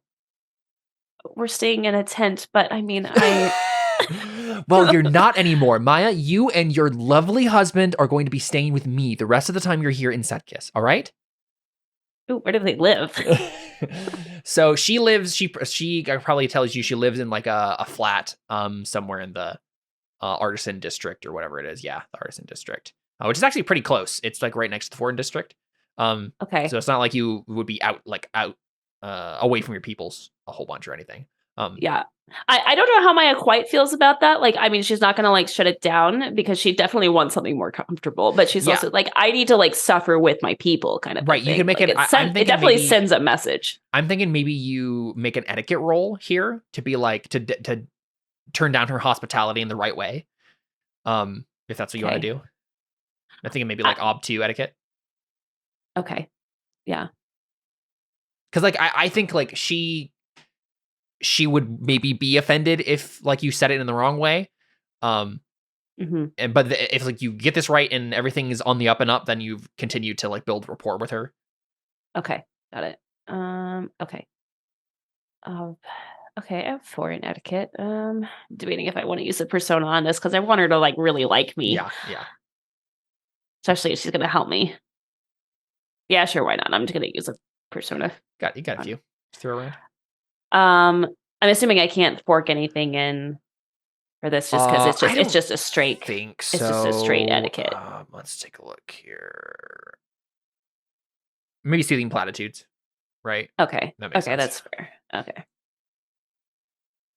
Yeah, I care about this a lot, so 2. Okay, yeah, there you go. I'm so good. Yeah, just make sure you mark the Artha and stuff that you've spent and routine etiquette as well. Cool, awesome. So, yeah, you I have to suffer with my people. Yeah, and she like a small tear goes down her cheek, and she says, oh, Maya, you were always the noblest among us. Thank you. So she'll get in touch with her people and get you in touch with someone else. Yeah. She says, I very much look forward to seeing your next show. Please let me know when. No, of course. Yes. A performance is coming up in just a week or 2 here. I would love if you came. Free tickets. I promise. Thank you. For you and your lovely husband. Thank you. Malekith. As long as I get to meet him. Of course. I wouldn't have it any other way. Wonderful. Okay. Love it. Yeah. Cool.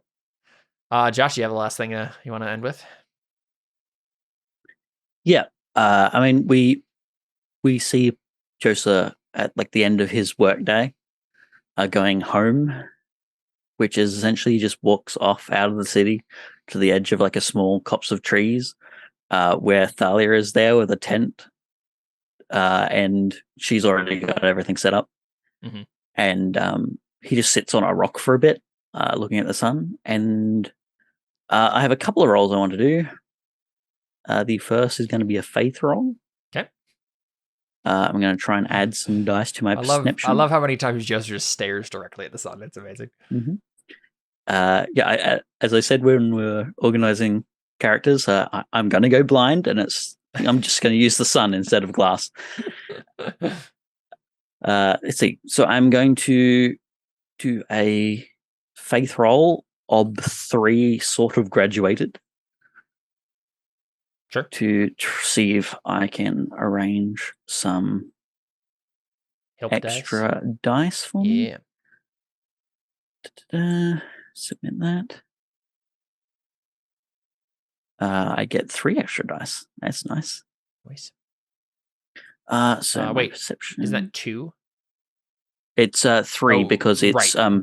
it's You ob get 3. 1 for Well, 3. it's ob 4 minus 1 is 3, and then 1 for getting it, and 1 for each over, up to a max of 3. So perception is getting 3 extra dice. Cool. And then with those dice, I'm going to attempt a weather roll. Okay. I'm going to use weather sense. Mm-hmm. And I think I'm going to go for...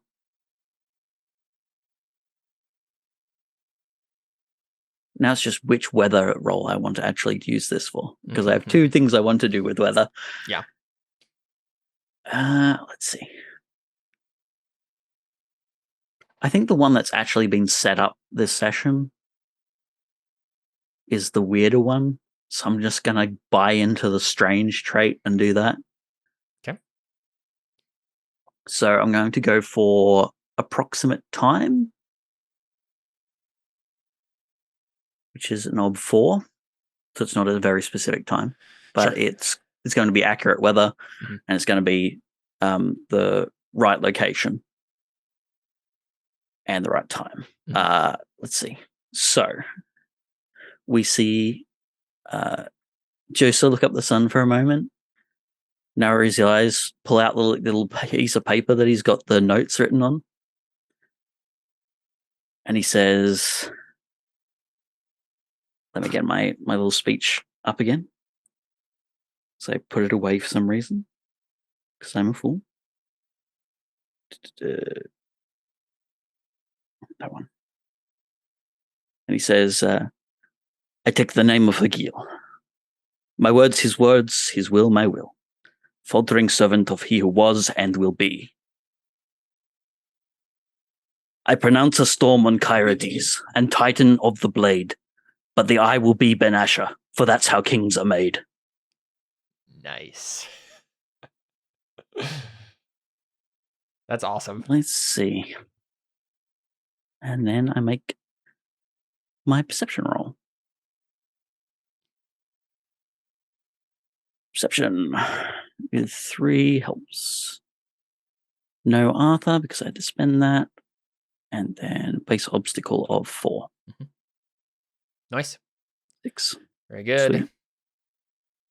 Yeah, so this is like you want to like you have it's weather sense. So it's a literal storm that is It's going to be a storm. It's meant to target Titan. Yeah. It'll ignore Ben Asher.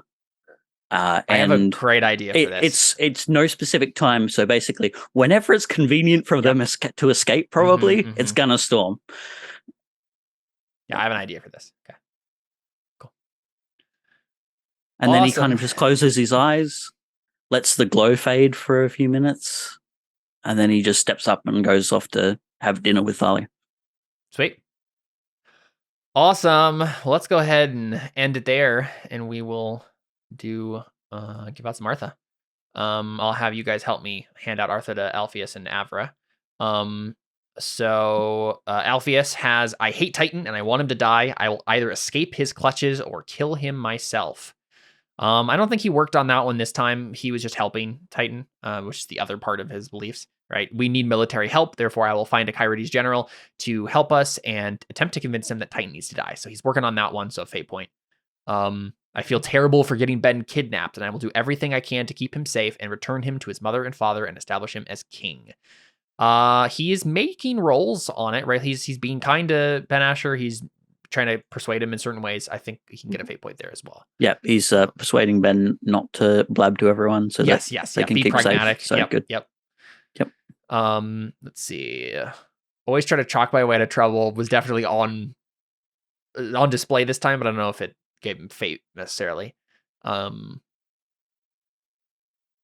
He has always treat others of the lower classes with respect, which if he had like gone and like done a whole thing with Knossos, I might have given him some for that, but and then always ensure those I trust are lifted up. He's doing it, but nothing special's come out of those yet. I'll probably give him a point for pragmatic, just because it push the narrative in an interesting direction multiple times there. So I think 3 fate points for Alpheus. That makes sense to you guys? Unless you guys have a thought on like humor or mold breaker or anything for him, anything like that came up.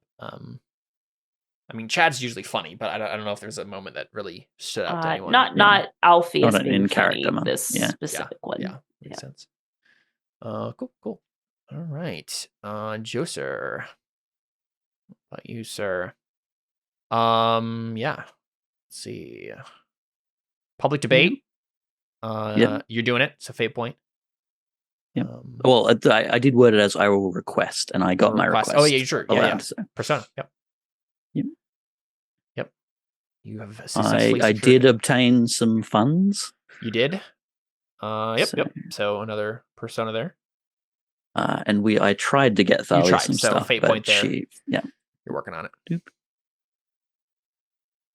Let's see. I don't think any of the instincts caused me trouble. Don't think so. I'll give you a fate point for strange, right? Like the whole thing you did in front of Maya was like unsettling to her, and yeah. I'm trying to be cunning, but I don't think it caused me trouble or pushed anything too interesting here. Yeah, I think unless you count making weather go big, but that'd be weather sense anyway. I think just strange for now on traits. Yeah. Cool. Yeah, if the weather makes things interesting, that'll happen on the weather when the weather actually happens rather than anything else. Yep. That's it. All right. Unless you want to give me a humor point for Cerulean Plague and Book Crusty. 100%. Yeah. That was hilarious. Yep. That was funny. Yep.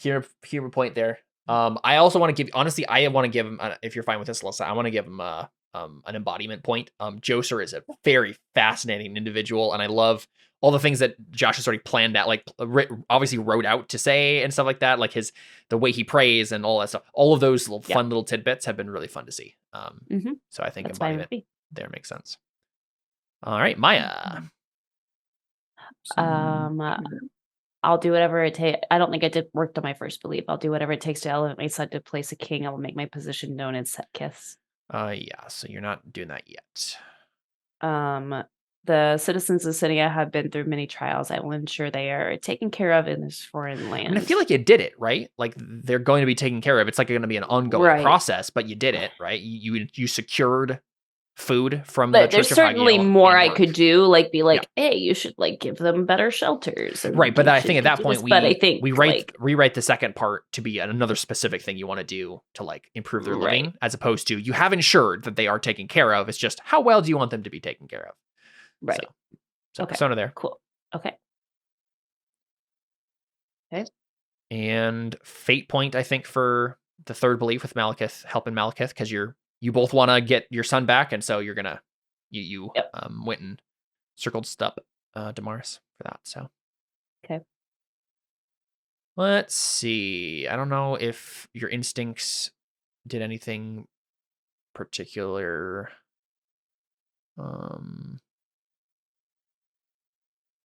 I'll give you a fate point for. Let's see. I'm trying to think if it's a fate point. What do you think, Josh? Fate point for colorful for her acting thing that she did there, or persona for embodiment? What level of? I was just looking at these. I need to look at that because I think that scene was really good and needs something, but I'm not sure if it was just it's fun to see Maya be an actress, or if it was like Alyssa knocked it out of the park. It's kind of dead balanced on that line there. Yeah. I don't know that I knocked it out of the park, I'll be honest here, but I thought it was really, really cool. Well, thank you.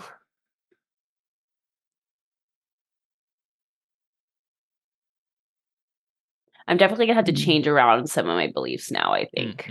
Change them around, because I think I had too many that were too similar to each other. But no. Yeah, I think we go the fate for this one, and then we'll because I think there's more to definitely see with Maya in that area. more to see. Yeah, but I could see it turning into something definitely embodiment worthy. Sounds good. Colorful. She definitely does turn on the crocodile tears quite often. Yeah.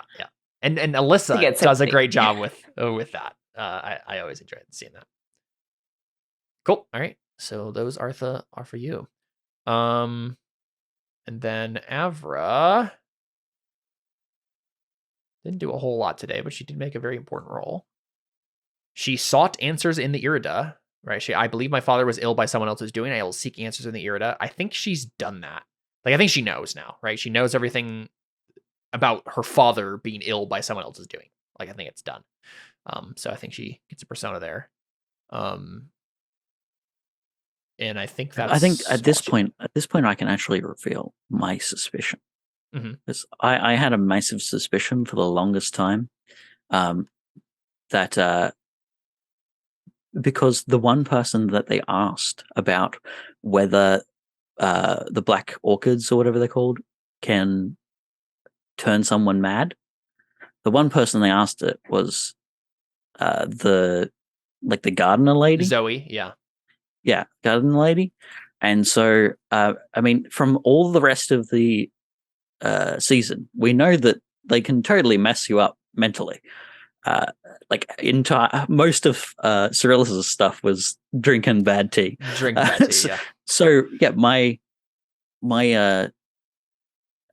suspicion was that they'd asked the one person who had been doing the making them go mad whether it could make them go mad. And of course she'd say no, because that solves the problem. Right? Yeah, that's true. I forgot about that. It's funny. Yeah, I think it's just the persona for Avra. Because it's just she made that important role and got that completed there. So all right, cool. So go ahead and give her that persona. I think that is a wrap. That was a fun session. I'm glad we got a lot of setup, but good setup that definitely points us in a fun direction. Yeah. I might give Avra a point for Dreamer as well, because it has pushed the story in a different direction. That's it's true. Like, admittedly, if it keeps happening going forward, it's maybe not necessarily to give it to every time. But for this first one, where it's like the first important push, then I think that'd be good. I was especially interested in the. I love that we managed to put the heraldry in it again, because ever since she took that skill, I was like, I need to find places to make this important. But these are the good ones for sure. Cool. I think that's it for episode 22 of Death Unto Madness. Thanks for joining us. We will be back next time. Adios.